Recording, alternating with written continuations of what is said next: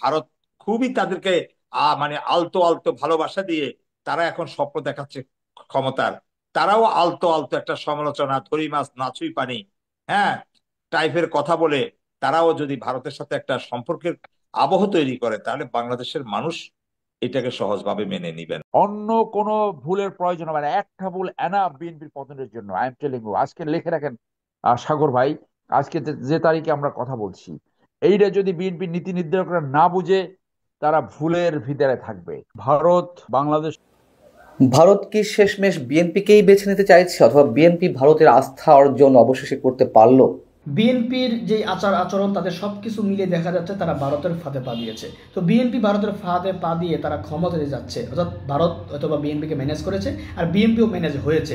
এখন বিএনপি কি আসলে ভারত ক্ষমতায় নিয়ে যাবে, নাকি বিএনপিকে দিয়ে কোনো ফাঁদে ফেলে বিএনপিকে আসলে শেষ করার ষড়যন্ত্র করছে ভারতীয় গোয়েন্দা সংস্থা? এ বিষয়ে নিয়ে কয়েকটা আলোচনা শুনবো, এরপর বিস্তারিত কথা বলবো। ভারত কি শেষমেশ বিএনপিকেই বেছে নিতে চাইছে, অথবা বিএনপি ভারতের আস্থা অর্জন অবশেষে করতে পারলো? অথবা পাল্টা প্রশ্ন যদি করি, যে বাস্তবতা কি বলে আওয়ামী লীগের প্রতি ভারতের যে মনোভাব, তাতে কি মনে হয় যে বিএনপি এবং ভারতের মধ্যে কোনো আন্ডারস্ট্যান্ডিং হয়েছে? গুঞ্জন উঠেছে, অনেকে বলছেন যে বিএনপি ভারতের শেষ ভরসা, কিন্তু বাস্তবতা কি বলে? আওয়ামী লীগ শীঘ্রই ক্ষমতায় আসবে না, আমরা তো ধরেই নিয়েছি এমনটা। এবং সরকার, বর্তমান অন্তর্বর্তীকালীন সরকার আওয়ামী লীগের বিরুদ্ধে রীতিমতো জিহাদ ঘোষণা করেছে ছাত্র সমন্বয়কদের দাবির মুখে, অথবা কোনো কোনো ইসলামী গোষ্ঠীর দাবির প্রেক্ষিতে তাদের সঙ্গে সুর মিলাচ্ছে। এটা আমরা সবাই জানি। তাহলে ভারত কি করবে? ভারত নিশ্চয়ই বিপাকে পড়েছে। তারাও তো নিশ্চয়ই বর্তমান অন্তর্বর্তীকালীন সরকারের সঙ্গে কোনো ধরনের সম্পর্ক কন্টিনিউ করতে চাইছে না। যেভাবে একটা বিশেষ গোষ্ঠীর আস্ফলন, উগ্র মৌলবাদী গোষ্ঠীর যে নানান ধরনের জানান তাদের আমরা পাচ্ছি বিভিন্নভাবে, সেই জায়গা থেকে তো ভারত বর্তমান সরকারের সঙ্গে কন্টিনিউ করবে না। তাহলে কি করবে দিল্লি? দিল্লির উপায়টি আসলে কি? তারা কি শেষমেশ তাহলে বিএনপির কাঁধেই ভর করতে চাইছে? এই কথাগুলো এ কারণে বলছি, যেহেতু গুঞ্জন উঠেছে, পাশাপাশি যুক্তরাষ্ট্রের ওয়াশিংটন ভিত্তিক উইলসন সেন্টারের দক্ষিণ এশিয়া বিষয়ক পরিচালক মাইকেল কুগেলম্যান, তিনি দুদিন আগে একটি মন্তব্য করেছেন একটি অনুষ্ঠানে, ভারত বাংলাদেশের লিভেন্ট একটি ইস্যুতে। তিনি বলছেন যে বাংলাদেশ নিয়ে ভারতের সবচেয়ে চিন্তার কারণ পাকিস্তান এবং জামায়াতে ইসলামী। ভারত বাংলাদেশে দ্রুত একটি নির্বাচন দেখতে চায়, কারণ নির্বাচন হলে বিএনপি ক্ষমতায় আসার সম্ভাবনা বেশি। খুব স্বাভাবিক। ভারত বারবার বলছে যে তারা নির্বাচিত সরকারের সঙ্গে সম্পর্ক কন্টিনিউ করবে, বারবার এই কথা বলছে। ভারতের সেনাপ্রধান তিনি স্পষ্টভাবে বলেছেন সাংবাদিক প্রশ্নের জবাবে, একবার নয় একাধিকবার বলেছেন যে বাংলাদেশের সঙ্গে ভারতের সম্পর্ক কেমন হবে সেটি নির্বাচিত সরকার এলেই বোঝা যাবে। এবং সে কথা ভারত সরকারের নীতি নির্ধারকদের অনেকের কণ্ঠ থেকে সেটি উচ্চারিত হচ্ছে। যাই হোক, মাইকেল কুগেলম্যান বলছেন যে ভারত মনে করছে বিএনপি এরই মধ্যে জামাতের সঙ্গে সম্পর্ক ছিন্ন করেছে, ফলে নির্বাচিত সরকারের সঙ্গে যোগাযোগ ভারতকে স্বস্তি দেবে। আমরা তো এটি জানি, মোটামুটি অনেকেই জানি, যে ভারতের সঙ্গে সম্পর্ক স্থাপনে বিএনপি অনেকদিন ধরে চেষ্টা করছে, কিন্তু বিএনপির উপরে আস্থা রাখতে পারেনি ভারত। তার মূল কারণটি ঘটে 2001 থেকে 2006 মধ্যে, যখন 10 ট্রাক অস্ত্রে এলো। ভারতের বিচ্ছিন্নতাবাদী সংগঠন উলফা বাংলাদেশকে ব্যবহার করতে চাইল ভারতকে অস্থির করে তুলতে। তখন কিন্তু ভারত ওই সময় মন্তব্য করেছিল যে বিএনপি উগ্র জিহাদি গোষ্ঠীর উত্থানে সহযোগিতা করছে, এবং ইসলামী মৌলবাদী একটি শক্তির উত্থান তখন অবশ্যই ঘটেছিল, এটি বাস্তবতা। যদিও বিএনপির সময় শায়েখ আব্দুর রহমান কিংবা কথিত বাংলা ভাইদের ফাঁসি হয়েছিল, এবং 21শে আগস্টে যে গ্রেনেড হামলা হয়েছিল আওয়ামী লীগ নেত্রীর উপরে, সেটিও ভারত খুব ভালো চোখে নেয়নি। তাহলে বিষয়টি কোথায় গিয়ে দাঁড়াচ্ছে? এবং এর সঙ্গে আরও একটি বিষয় উল্লেখ করতে চাই, যেটি সাম্প্রতিক সময়ে অনেক বেশি আলোচনার জন্ম দিয়েছে। এত যে নানান ইস্যু নির্বাচনকে কেন্দ্র করে এবং রাজনৈতিক ডামাডলের মধ্যে এত এত ইস্যু রয়েছে, তার মধ্যে তো অবশ্যই উগ্র মৌলবাদী গোষ্ঠীর উত্থান, মুক্তিযুদ্ধের চেতনায় আঘাত করা, অনেক ইস্যু রয়েছে। তার মধ্যে বিএনপি হঠাৎ করে তিস্তার পানির দাবিতে যে লং মার্চ করলো, এটি অনেকের দৃষ্টিতে বেশ গুরুত্ব পেয়েছে। কেন বিএনপি হঠাৎ করে তিস্তা ইস্যুতে এত বড় প্রোগ্রাম থ্রো করলো এবং সফলভাবে তারা সম্পূর্ণ করেছে? চীনকে খুশি করতে, মানে অনেকের মতে ভারতে আস্থা অর্জন করতে না পেরে আসলে বিএনপি চীনকে খুশি করতেই এই লং মার্চের আয়োজন করেছিল, এক ধরনের ভারত বিরোধিতা।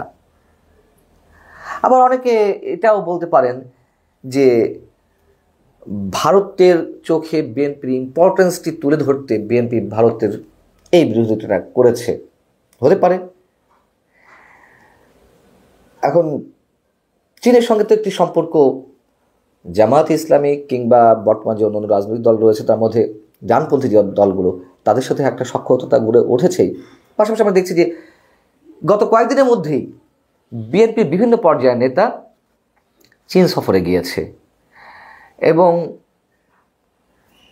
সব শেষ পর্যায়ে ছাত্র দলের নেতারা এখন চীন সফরে রয়েছেন। এই জায়গা থেকে আসলে কোথায় যাচ্ছে বিএনপি এবং বিএনপি রাজনৈতিক ভবিষ্যৎটি যে খুব বেশি ভালো এরকমটি মনে হচ্ছে না। যদিও আমি আবারও বলি, এই মুহূর্তে বিএনপির সবচেয়ে বড় জনপ্রিয় রাজনৈতিক দল, তারা যে ঠান্ডা মাথায় খেলছে এটি অনেকে প্রশংসা পাচ্ছে, আমিও নিজেও প্রশংসা করি। কিন্তু ঠান্ডা মাথায় খেলতে গিয়ে বিএনপির জন্য সব কিছু বুমেরাং না হয়ে যায়, সেটাও অনেকে বলছেন যে অনেক বেশি সময় নিয়ে নিচ্ছে কিনা বিএনপি। আমরা জানি না বিএনপি কোন অবস্থায় আছে। সেনাপ্রধানের কথা বলছিলাম, ভারতের সেনাপ্রধান উপেন্দ্র দ্বিবেদী, তিনি তো স্পষ্টভাবে বলেছেন যে একটা নির্বাচিত সরকারের সঙ্গে ভারতের সম্পর্ক দাঁড়াবে। জয়শঙ্কর আমাদের পররাষ্ট্রমন্ত্রীর সঙ্গে যে কদিন আগে বৈঠক করলেন, সেখান থেকে ফিরে আবার দিল্লিতে এসে তিনি মন্তব্য করলেন বাংলাদেশের সঙ্গে দিল্লির সম্পর্ক কেমন হবে তা বাংলাদেশের উপরেই নির্ভর করছে। এবং তিনি সেখানে দুটি ইস্যু উল্লেখ করেছেন। একটা হচ্ছে সংখ্যালঘু নির্যাতনের বিষয়টি উল্লেখ করেছে যে অধিক মাত্রায় বাড়ছে, যদিও এটির সঙ্গে অনেক ধরনের দ্বিমত আছে। আবার তিনি বলেছেন ভারতকে আঘাত করে যেভাবে কথাবার্তা ইম্পর্টেন্ট পার্সনদের কাছ থেকে আসছে সেটি ভারত কোনোভাবে আশা করেনি, এগুলো বন্ধ করতে হবে। অর্থাৎ ক্লিয়ার যে বর্তমান সরকারের সঙ্গে কোনো প্রকারের কোনো সহযোগিতা ভারত করবে না। তাহলে বিএনপির উপর আস্থা রাখবে কীভাবে? আমি যেটা বাস্তবতার কথা বলছিলাম, শেখ হাসিনাকে কেন্দ্র করে ভারতের সব রাজনৈতিক দলগুলো তো একটা ঐকমত্যে পৌঁছেছে, হ্যাঁ তাকে আশ্রয় দিতে হবে, এবং শেখ হাসিনা কথা বলে যাচ্ছেন, সেখানে কেউ বিরোধিতা করছে না। যদিও শশী থারুর কংগ্রেসের শীর্ষ নেতা তিনি মন্তব্য করেছেন যে শেখ হাসিনার মন্তব্য জটিলতা বাড়াচ্ছে, কিন্তু তারা সবাই একমত যে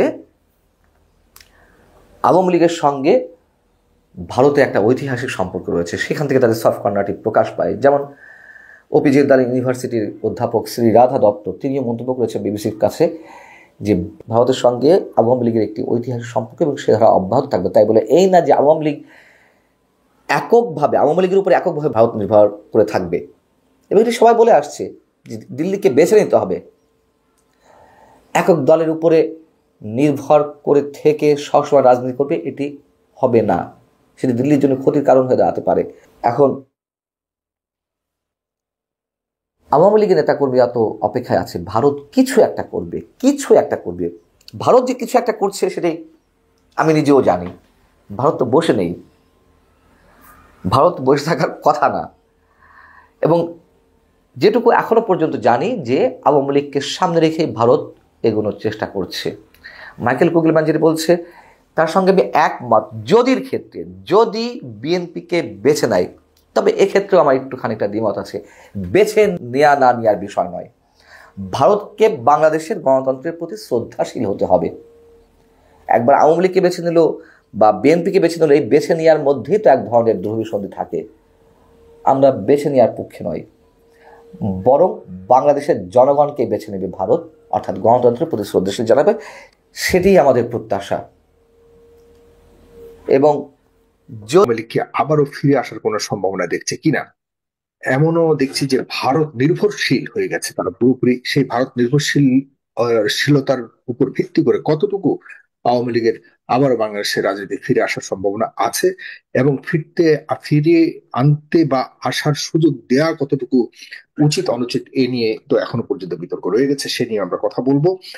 প্রিয় দর্শক, পাশাপাশি আপনারা জানেন যে নির্বাচন প্রশ্নে এখনো পর্যন্ত দলগুলো রাজনৈতিক, বিশেষ করে বিএনপির চাপাচাপিতে রয়েছে বর্তমান সরকার ও নির্বাচন কমিশন আজকে স্পষ্ট করে বলেছে তারা 91-96 সেই নির্বাচনের মতোই একটি নির্বাচন অনুষ্ঠান উপহার দিবে বাংলাদেশকে। পাশাপাশি জনাব তারেক রহমান বলছেন যে সরকার তাদের লক্ষ্য থেকে বিচ্যুত হচ্ছে, কিছুটা হলেও তিনি ইঙ্গিত পাচ্ছেন। সেই বিচ্যুতের ইঙ্গিতগুলি কি কি আমরা বুঝবার চেষ্টা করি। আর তাছাড়া কোন নির্বাচন আগে, জাতীয় নির্বাচন আগে নাকি স্থানীয় সরকার নির্বাচন আগে, এই বিষয় নিয়ে তো প্রতিনিয়ত বিতর্ক চলছেই।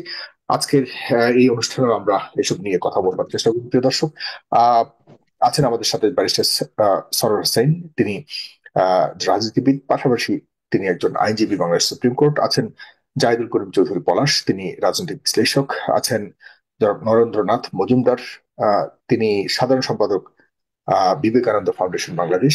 এবং ইসমাইল সম্রাট যুক্ত হবার কথা, তিনি সভাপতি জন অধিকার পার্টি বাংলাদেশ। আমি শুরু করতে চাই জনাব বেশে সারোয়ার হোসেন, আপনার কাছে শুরু করতে চাই। আপনি একটু দয়া করে বলবেন যে আসলে আওয়ামী লীগের ভারত নির্ভর আওয়ামী লীগ, এখন তো, আগে তো বাংলাদেশের সরকার ছিল তারা এবং জনগণ নির্ভরই ছিল তাদের দাবি মোতাবেক যদি বলি, কিন্তু এখন সম্পূর্ণ ভারত নির্ভর হয়ে গেছে। ভারত আবার যুক্তরাষ্ট্র নির্ভর ছিল, ট্রাম্প আসার পর পুরো চিত্রই পরিবর্তিত হয়ে গেছে। আমরা শুনেছিলাম সেই কয়েকটি ডেটের কথাই শুনেছেন, যে কোনো মুহূর্তে বাংলাদেশের সরকারকে হটিয়ে আবারও আওয়ামী লীগ চলে আসতে পারে, এমন কয়েকটা চান্স আমরা পরপর কয়েকটি ডেট দেখেছি।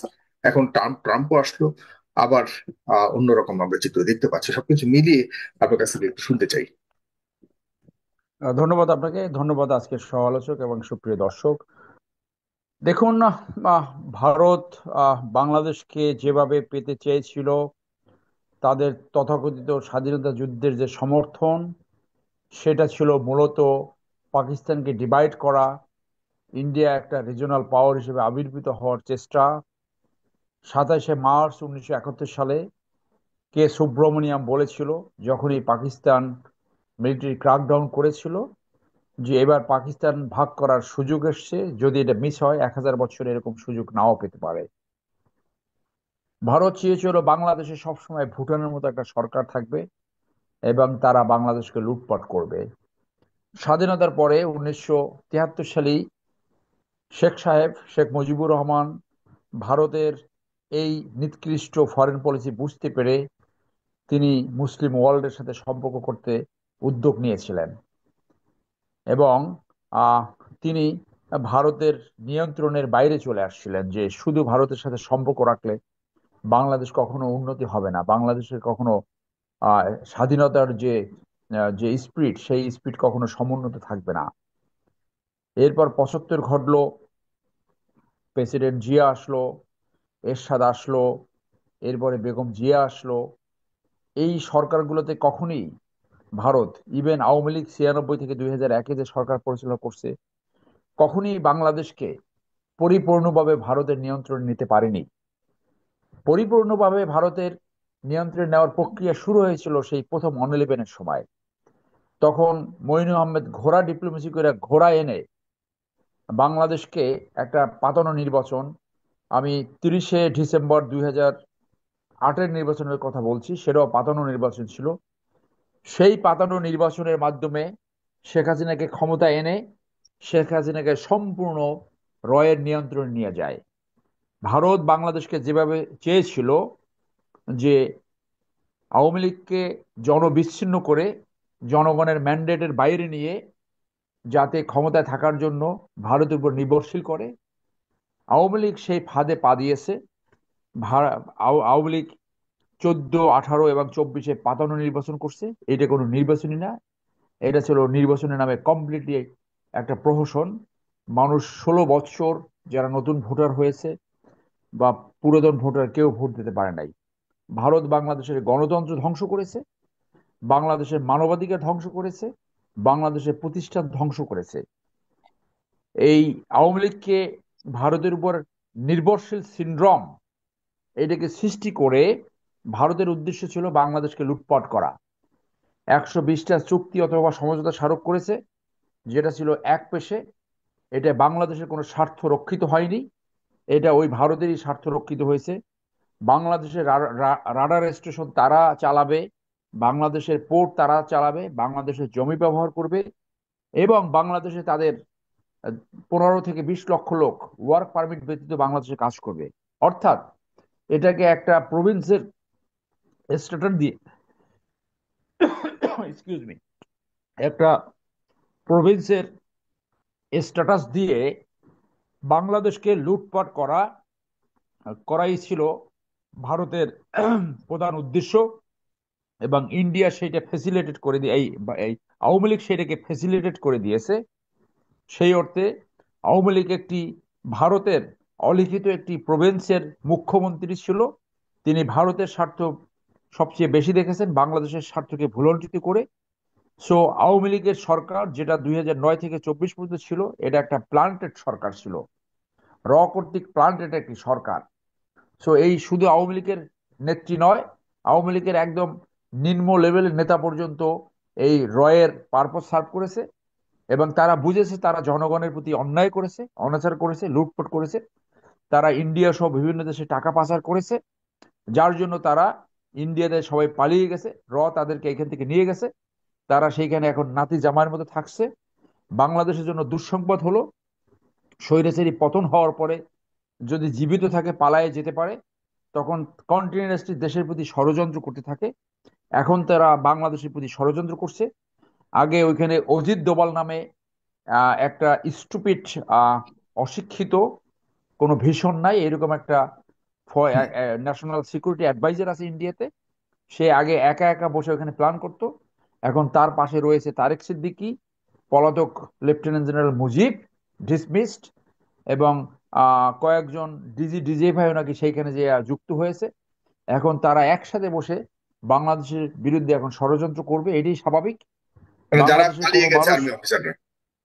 হ্যাঁ, স্পেশালি যারা ইন্টেলিজেন্স ছিল, এখন আগে অজিত ডোভাল তাদের সাথে ভিডিও কনফারেন্স করতো অথবা হোয়াটসঅ্যাপ কনফারেন্স করতো, এখন একই বিল্ডিং এ বসে তারা এখন বাংলাদেশের বিরুদ্ধে ষড়যন্ত্র করবে, এটি স্বাভাবিক। সেই ক্ষেত্রে তাদের সেই এই ক্ষেত্রে প্লান্টেড ষড়যন্ত্রটা গভর্নমেন্টকে, কতটুকু তারা বাস্তবায়ন করতে পারবে, সফল হতে পারবে? কারণ আমরা এরকমই দেখছি যে বাংলাদেশে বর্তমানে যে একটা এই যে খুন রাহাজানি একটা অস্থিরতা দেখা যাচ্ছে, এটি আসলে আর্টিফিশিয়াল ক্রিয়েটেড।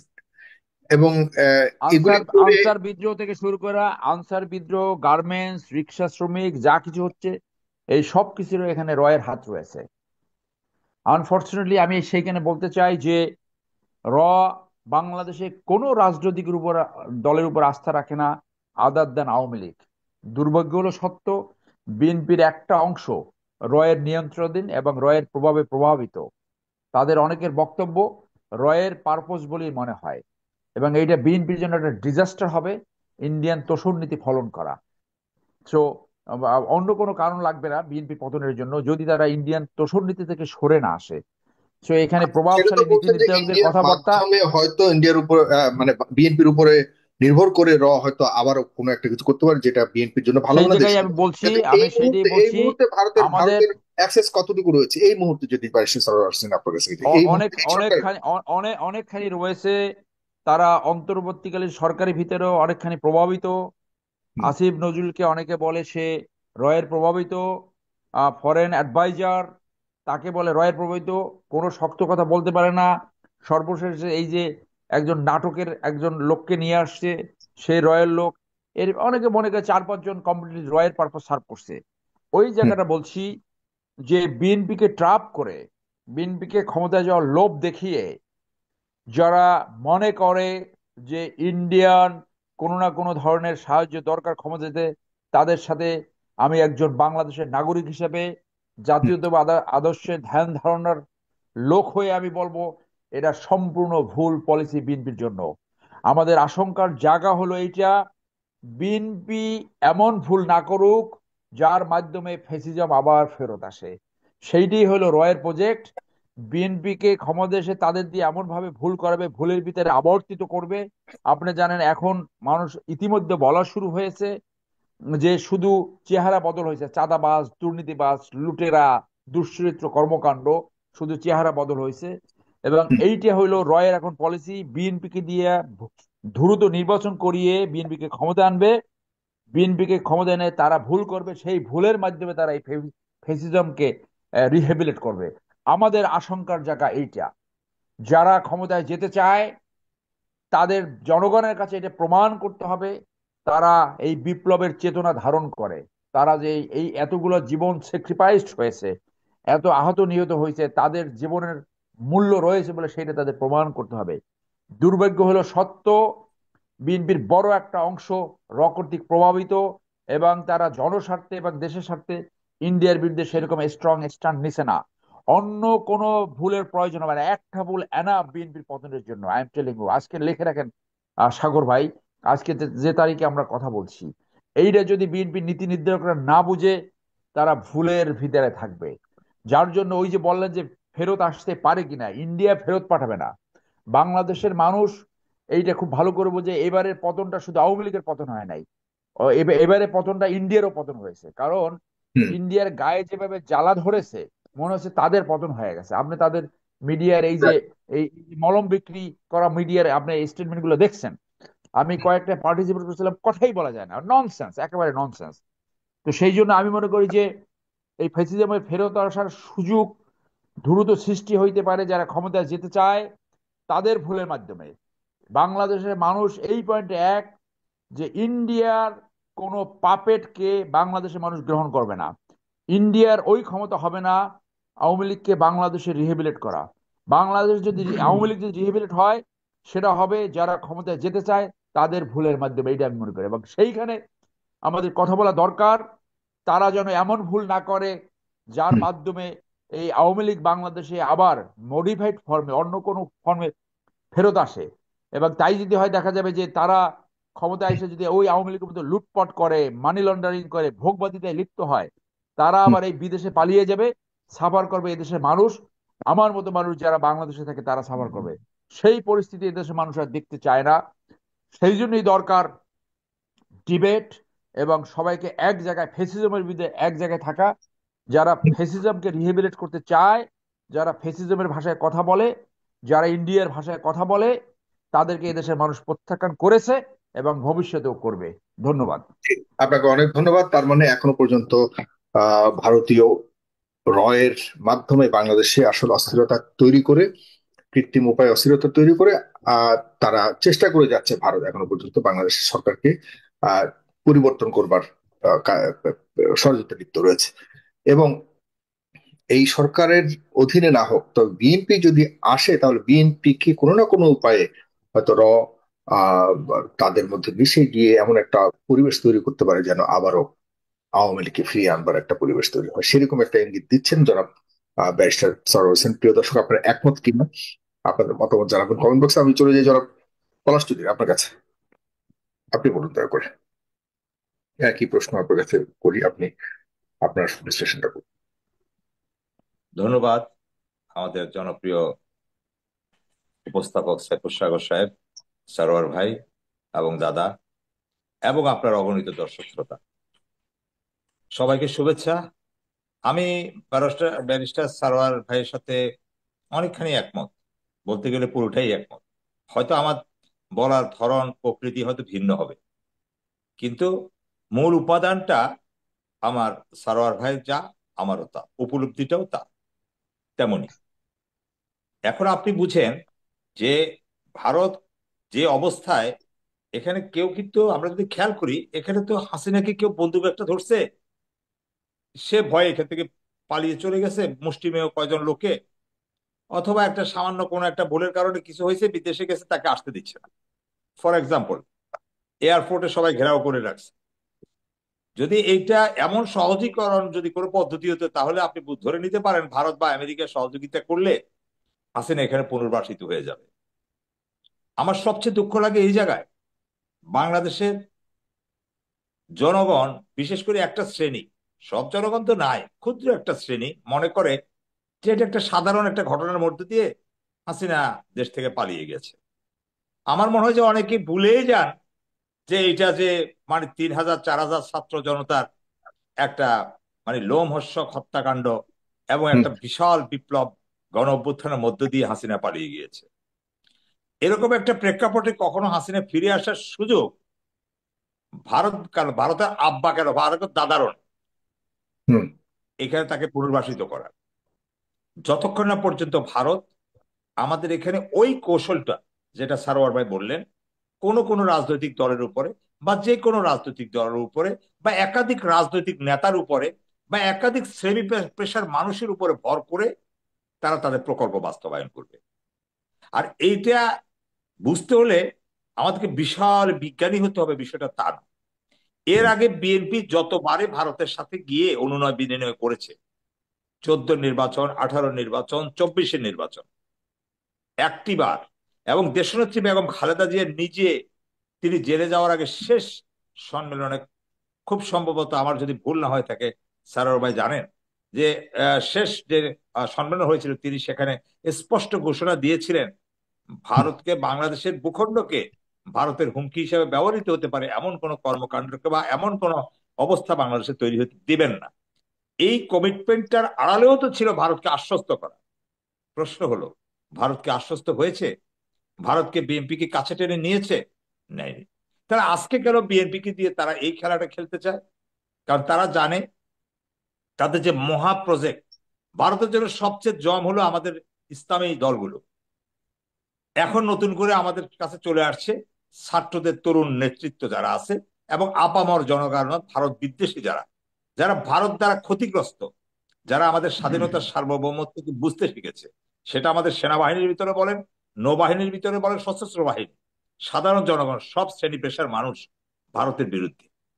আর ভারতের বিরুদ্ধে যখন জনগণ আজকে 2024 সালে সারার ভাই যেমনটি বলেছিলেন যে এই পরাজয় শুধু ভারত, আওয়ামী লীগের পরাজয় নয়, ভারতেরও পরাজয়।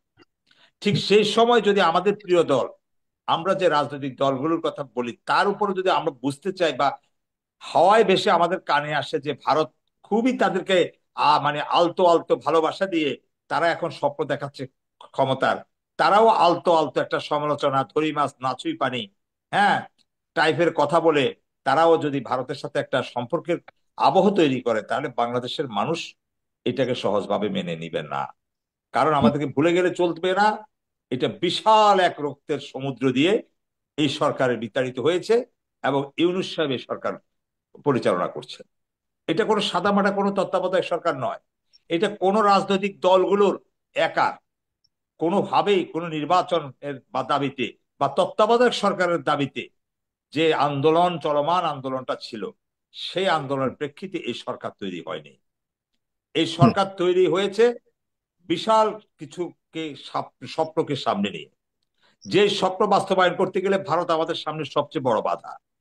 ভারতকে যদি শক্ত হাতে মোকাবেলা করা না যায়, তাহলে বাংলাদেশের স্বপ্ন এই আতুর ঘরেই, এই বিপ্লব 24 বলেন, 71 তো আগেই মারা গিয়েছে, এই 24ও মারা যাবে, সেদিন বেশি দূরে যেতে হবে না। তাহলে আমাদেরকে এখন যে জিনিসটা সবচেয়ে বেশি প্রয়োজন, যে আওয়ামী লীগ যেন কোনো রাজনৈতিক দলের উপরে বা পরবর্তী নির্বাচনে যারা নির্বাচিত হয়ে আসবে, আমরা ধরে নিতে পারি, আমরা আশা করি, আমরা চাই বিএনপি সে নির্বাচনে বিপুল ভোটে জনগণের ভোট নিয়ে নির্বাচিত হয়ে আসুক। আমরা এটা চাই, কিন্তু কিন্তু আমরা একই সাথে এটা চাই না যে বিএনপি কিভাবে এনশিওর করবে, বিএনপির দায় যে বিএনপির ঘাড়ের উপরে হাত রেখে বা বিএনপির সাথে কোনো মেলামেশা করে খেলাধুলা করে শেখ হাসিনা ফিরে আসবে না। তাহলে এই জিনিসটার জন্য একটাই পদ্ধতি আছে, এই সরকারকে সাপোর্ট দিয়ে সকল রাজনৈতিক দল, আমি শুধু বিএনপিকে দায়ী করব না, সকল রাজনৈতিক দলের উচিত হলো এই সরকারকে দিয়ে আওয়ামী লীগের ফিরে আসার যতগুলো ছিদ্র, যতগুলো ফাঁক ফোকর আছে এবং তাদের বিচার সহ এই জিনিসগুলো নিশ্চিত করা।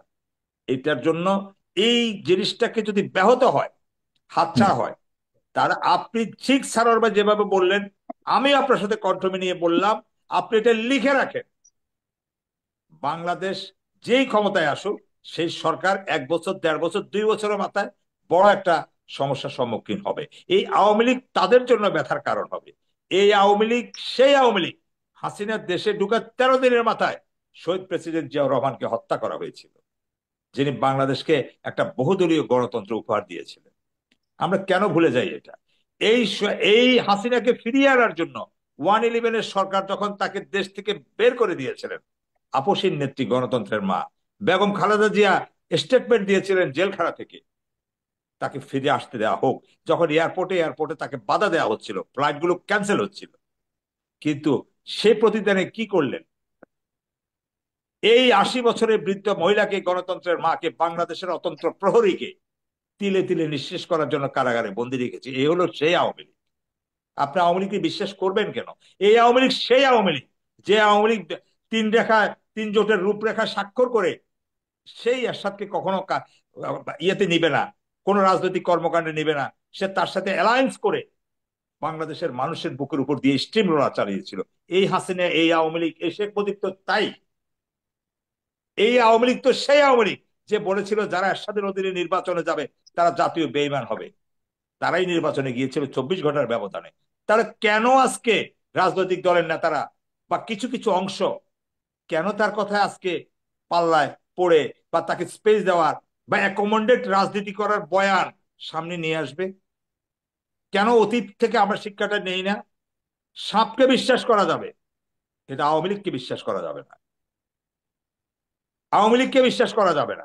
সুতরাং আওয়ামী লীগকে যেখানে পুনর্বাসন করা আছে, আপনি আজকে যদি নির্বাচন হয়, হোক নির্বাচন, কোনো সমস্যা নাই তো।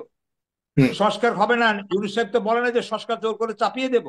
উনি স্পষ্ট, ওনার যে সর্বদলীয় বৈঠক হয়েছে তিনি সেখানে বলেছেন যে যেই দল যেটা চায় এটা গোপন কিছু না। তারা আমাকে বলুক যে এই দল সংস্কার চায়, এই দল সংস্কার চায় না, আমি সেটা ওয়েবসাইটে দিয়ে দেবো, জনগণ দেখবে।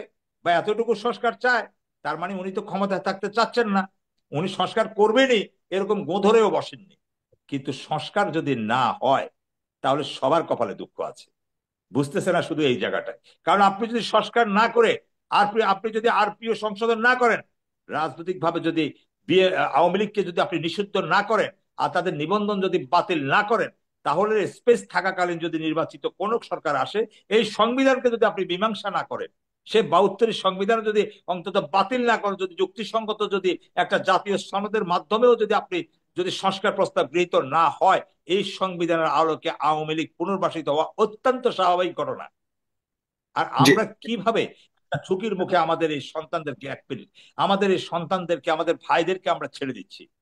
এই একজন বয়োবৃদ্ধ বিশ্ববরণ্য ব্যক্তি, যিনি আমাদেরকে এই দুর্দিনে ওনাকে জোর করে এনে এই দায়িত্ব দেয়া হয়েছে, তাহলে কেন আজকে ওনারা সংবিধান তাৎক্ষণিকভাবে হয়তো সংবিধানকে ভঙ্গ করে, যেহেতু সংবিধানের ভেতরে এই তথাকথিত সংবিধানের বর্তমান যে সংবিধান আছে, বিদ্যমান সংবিধানে তত্ত্বাবধায়ক সরকার, অন্তর্বর্তীকালীন সরকার, অনির্বাচিত সরকার, এটার কোনোটাই নাই।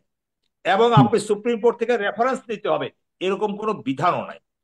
প্রধানমন্ত্রীর সুপারিশ ছাড়া, আপনি রাষ্ট্রপতিকে সুপারিশ জানানো ছাড়া আপনি পার্লামেন্ট ভেঙে দিতে পারবেন না, এরকম বিধান এখানে এখনো বিদ্যমান। তাহলে সংবিধান যেটা ইতিমধ্যে লঙ্ঘিত হয়েছে, বারবার অন্তত 3-4টা জায়গায় লঙ্ঘিত হয়েছে, তাহলে এই জায়গাগুলো মীমাংসা না করে আপনি ইউনূস সাহেবকে বিদায় করে দিচ্ছেন কি জি। দিয়ে? বিপ্লব যারা করেছে তাদের জীবনের নিরাপত্তাটা তারা কিভাবে তারা টিকে থাকবে?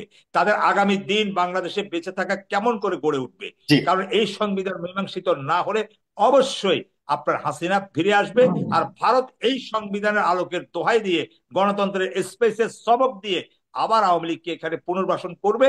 তবে এই পুনর্বাসনের জন্য আমাদের রাজনৈতিক দল, বিভিন্ন শ্রেণী পেশা যারা কায়েমি স্বার্থে তারা তারাই শুধুমাত্র আওয়ামী লীগকে স্পেস দেওয়ার জন্য তথাকথিত মায়া কান্না কেঁদে, তারা সেই তথাকথিত বুদ্ধিজীবীরা তারা বিভিন্ন কথা বলে, এখানে তো কোনো মায়া কান্নার স্পেস নাই। এই আন্দোলনের সাথে আর কোনো কিছু নেই, ফুল স্টপ। এখানে আওয়ামী লীগ এক বিন্দু কোন গণতান্ত্রিক অধিকার ধন্যবাদ। পাওয়ার যোগ্যতা রাখে না।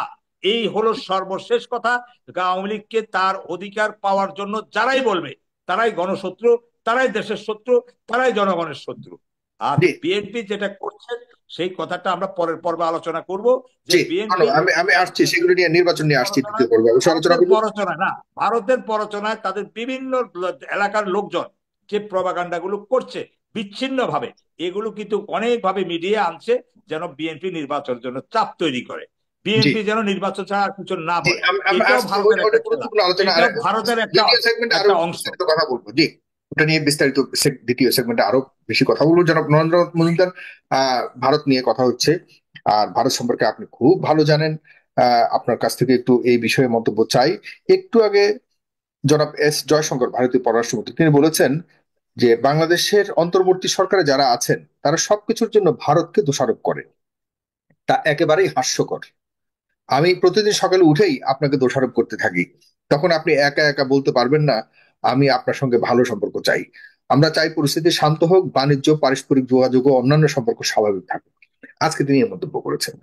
মানে আপনি কি মনে করেন যে বাংলাদেশ থেকে সবসময় শুধু শুধু কি ভারতের উপর দোষারোপ করে থাকে? এটা হাস্যকর হিসেবে তিনি ধরেছেন বা তিনি বলতে যাচ্ছেন।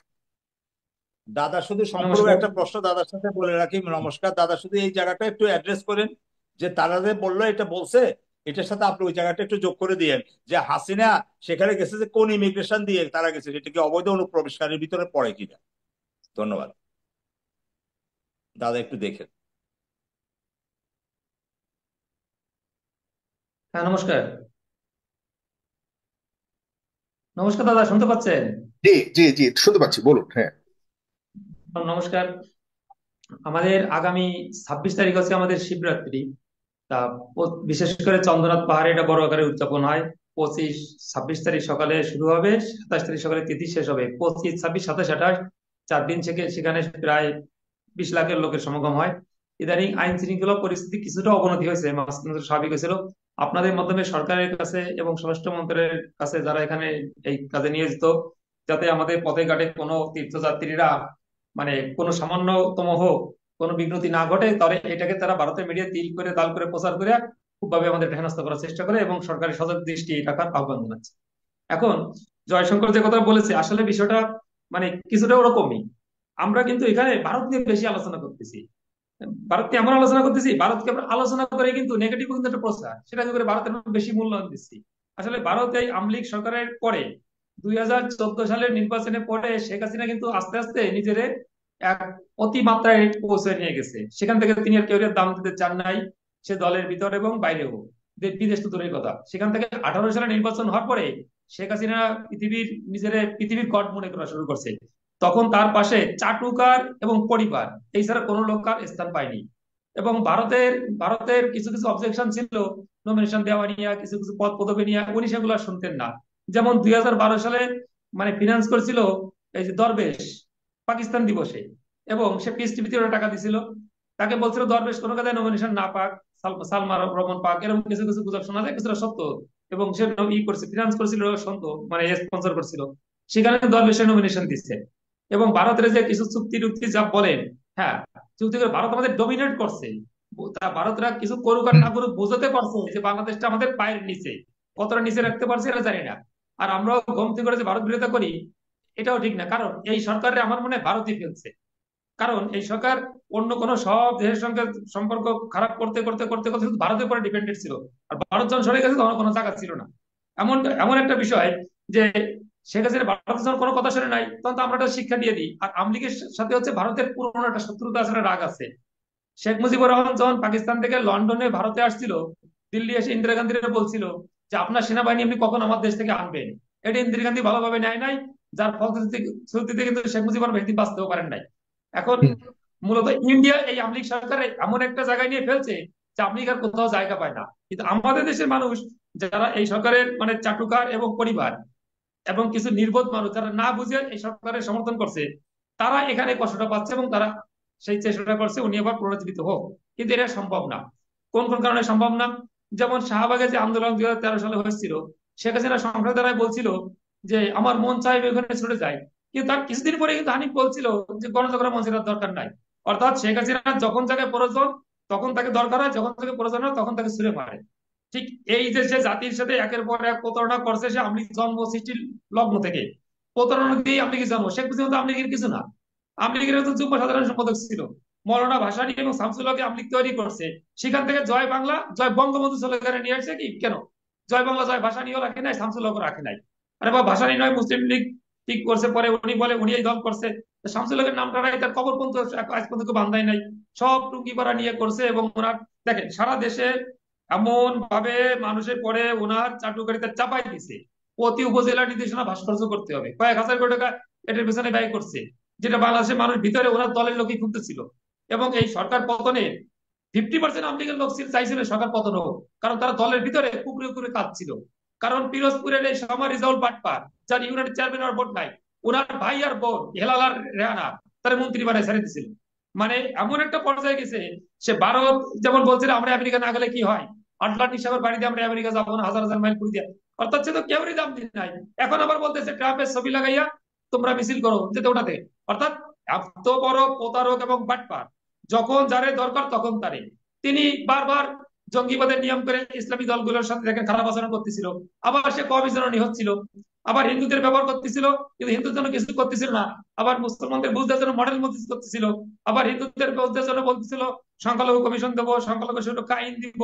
এগুলো আবার কোনো কিছু নির্বাচন ইস্তারে ঘোষণা করলো 18 সালে, 24 সালে নির্বাচন মন্ত্র সেগুলো দিল না, ওনার কিছু লোক দিয়ে আন্দোলনের তামাশা করলো, দেখতে গেল না। অর্থাৎ সে একটা জায়গায় নিজের লর্ড মনে করতেছিল, পৃথিবীর করে সে মূল্যায়ন করতেছিল না, এবং যেটা ন্যাচারাল পানিশমেন্ট যেটা বলা যায় সেটা সে পাইছে। এবং 2011 সালে ছাত্রলীগের একটা সম্মেলনে উনি উনি নিজে বলছিল no sooner have been pass without are punished, অপরাধী যাই হোক বিনা সাথে পার পাবে না। হ্যাঁ, উনার কথা ঈশ্বর উনার পরে দিছে।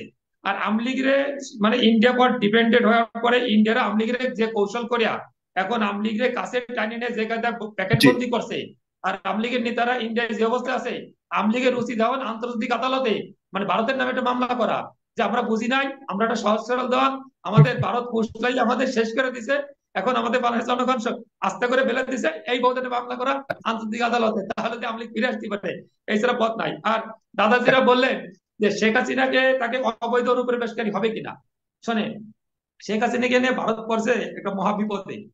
ভারতের 50% লোক, ইন্ডিয়া টুডে রিপোর্ট প্রকাশ করছে যে 50% লোক চায় না শেখ হাসিনা থাক। অলরেডি কিন্তু মানুষজন পথে ঘাটে তার নিন্দা শুরু করছে। 50% না দাদা, ভারতের 90% লোক চায় না শেখ হাসিনা সেখানে থাক। কারণ ইন্ডিয়া টুডে তো একটা নর্মাল রিপোর্ট দিচ্ছে, মূল রিপোর্টটা 90%। শেখ হাসিনা এখন তারাও চাচ্ছে না শেখ হাসিনা থাক, কিন্তু শেখ হাসিনাকে কেউ যে নিতে চাচ্ছে না, একটা অচিহ্ন মানে মানুষের কাছে একটা বোঝা হয়ে গেছে, একটা ঘৃণার পাত্র হয়ে গেছে। পৃথিবীর সবাই জানে যে তিনি হাজার হাজার মানুষের জীবন রক্ত ঝরাইছে, মানে কোন সম্ভাবনাময় সব জীবনগুলো, কোনো প্রবীণ মানুষ না। এবং জাতিসংঘের যে রিপোর্টটা বের হয়েছে মানবাধিকার রিপোর্ট, তারপরে কিন্তু ভারতের ইন্টারনাল বিষয় যারা বোদ্ধা তারা কিন্তু এটাকে নিয়ে খুব ভাবে চিন্তিত যে তরি আমাদের উপরে কোনো কোনো বিপদ আসে কিনা, আমরা একদম এরকম মানবাধিকার লঙ্ঘনকে আশ্রয় দিচ্ছি। এর জন্য তারাও একটা বিপদে আছে, কারণ তারা চাচ্ছে যে কোনো সময় শেখ হাসিনা কোনো কিক মেরে কোনো দেশে ফেলতে পারলে ভালো হয়। তো সেটা সে সুযোগ তারা পাচ্ছে না, কেউ নিচ্ছে না। এখন তারা আমাদের সাথে যে আচরণটা করে, এই আচরণটা আসলে মানে তারা ভাবতে বুঝাতে চাইছে ক্ষমতাবান শক্তিশালী, কিন্তু এই ধরনের কোনো কিছু তারা আমাদের সাথে করে আজ পর্যন্ত পার পায় নাই, পাবে না। আমরা 1972 সালেও আমরা অজেয়, 1971 সালে আমরা অজেয়, আমরা এখনো অজেয় আছি, সামনেও অজেয় থাকবো। আর বিএনপির একটা বিষয় হচ্ছে, বিএনপি নির্বাচনে যে বিষয়টা হয়, একটা একটা ছেলে মোটরসাইকেল কিনবে, তার বয়স 20 বছর হয়েছে, সে কি 20 বছর পরে এমন ছেলেকে দেখা যায় যে বাবা মোটরসাইকেল কিনে দেয় নাই বলে আত্মহত্যা করতেছে, 1 দিন 10 দিন সহ্য হয় না। আরে বাবা না, তুই যখন 20 বছর বয়স পাস করতে পার করতে পারছিস, তোর আর 1 মাস বয়স পাস করতে হবে, 1 মাস পরে মোটরসাইকেল কেন। তা বিএনপি নির্বাচনের জন্য 17 বছর যখন ধৈর্য ধরতে পারছে, তাহলে বিএনপির আরো কিছুদিন ধৈর্য ধরা উচিত। এরা মুতলা না হইয়া মানে সবার যে মূল লক্ষ্যটা সেটা কিন্তু ওই যে র বলেন আর ওই যে সিআইএ বলেন আর কেজি বলেন, এটা কিন্তু ঐক্যটা ভাঙতে সক্ষম হচ্ছে, বিএনপির আস্তে আস্তে প্রতি ঐক্য অন্য ভাঙছে। আলোচকদের যে অভিযোগ দিয়েছেন এতক্ষণ জনাব ব্যারিস্টার সারোয়ার হোসেন এবং পলাশ চৌধুরী, অভিযোগ বলতে কি মানে তাদের কিছু পলিটিক্যাল কিছু স্টেপস যেগুলি আসলেই ভারতকে কোনো না কোনো ভাবে সুযোগ দেওয়ার একটা ক্ষেত্র তৈরি করছে বলে তারা মনে করছেন বা ইঙ্গিত দিচ্ছেন, এটিকে আপনি মনে করেন কিনা? বিএনপি এখন ক্ষমতায় যার জন্য মরিয়া, কারণ বিএনপি 17 বছর সহ্য করতে পারছে, এখন পারে না। এখন এখন তাদের কিছু কিছু কথা কিন্তু ভারতের পক্ষে অলরেডি চলে যাচ্ছে। ভারত যে সুরে কথা বলে, বিএনপি নেতাদের কিছু কিছু কথা সেই সুরে অলরেডি কিন্তু যাচ্ছে।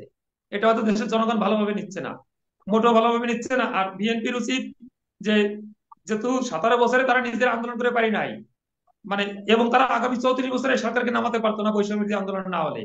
এবং তারা যদি বলে অমুক তারেক জিয়া মাস্টার মাইন্ড, অমুক মাস্টার মাইন্ড, তমুক মাস্টার মাইন্ড, অমুক এক দফা, সবই ঠিক আছে, এই ছাত্রদের সামনে না থাকলে কোনো কায়দায় এই সরকারের পতন হতো না। এবং সেই জিনিসটা তারা যদি ভুলে যায় তাহলে ভুল হবে। আর জামাতদের যাদের 2001 সালে ক্ষমতায় আসা, জামাত সবচেয়ে বড় সঙ্গী, 96 সাল নির্বাচনে জামাতের সাথে জোট না করলে বিএনপি 2001-এ ক্ষমতায় আসতো না, এটাও তাদের ভুলে গেলে চলবে না। এখন জামাতের আবার বিএনপি ছাড়া যে জামাতও দুর্বল, জামাত জামাতেরও ভুলে গেলে জামাত চলবে না। জামাতের এবং ইতিহাস এদের নিয়ে মূল তো লক্ষ্যটা বিতর্ক তারা আছে, ভালো করাচ্ছে। জামাতের ইতিহাস নিয়ে বিতর্ক আছে, সেই সব বিতর্কগুলি তো আনছে সামনে, সেই সব বিতর্ককে পাশ কাটিয়ে তো সামনে যাওয়া সম্ভব নয়। দাদা শোনেন, বিতর্ক পলিটিক্সে কেউ করে চিরস্থায়ী শত্রু না, কেউ করে চিরস্থায়ী বন্ধু না। জাপানে হিরোশিমা নাগাসাকিতে আমরা ছোটবেলা থেকে পড়ে আসছি আমেরিকা যে কাজ করছে। এখন জাপানের সবচেয়ে বড় বন্ধু আমেরিকা। আমেরিকার সব যুদ্ধে জাপান ফিনান্স করে।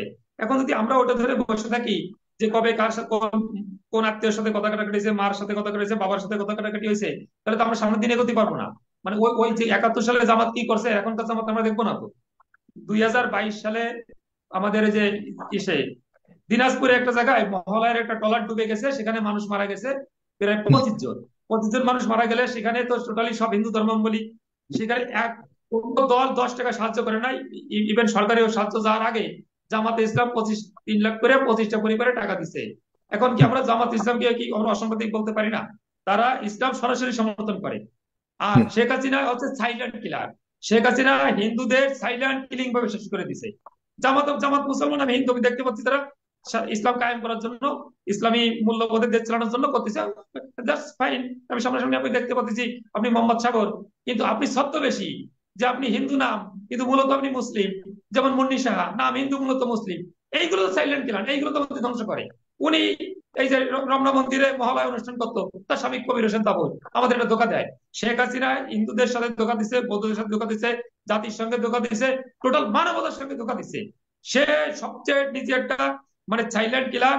সে এই জঙ্গি জননী হয়েছে, কওমি মাতা হয়েছে, কই আমাদের বৈষ্ণব জননী তো হয় না। মানে এটা বোকা সে। তসলিমা নাসরিন প্রশ্ন করছিল 2017 সালে যে রোহিঙ্গারা আসছে আপনি জায়গা দিচ্ছেন, কিন্তু আপনি কি মানে ওই রোহিঙ্গারা বৌদ্ধ খ্রিস্টান কি জায়গা দিতেন? তার উত্তর তো উনি দেয় নাই, এখন তো উনি সবার উত্তর দিচ্ছে। উনি শরীয়তপুরে ওনার ছাত্রলীগরা প্রকাশ্য দিবালোকে কোপায় মারছে আমাদের দর্জি বিশ্বজিৎকে জগন্নাথ বিশ্ববিদ্যালয়ের সামনে।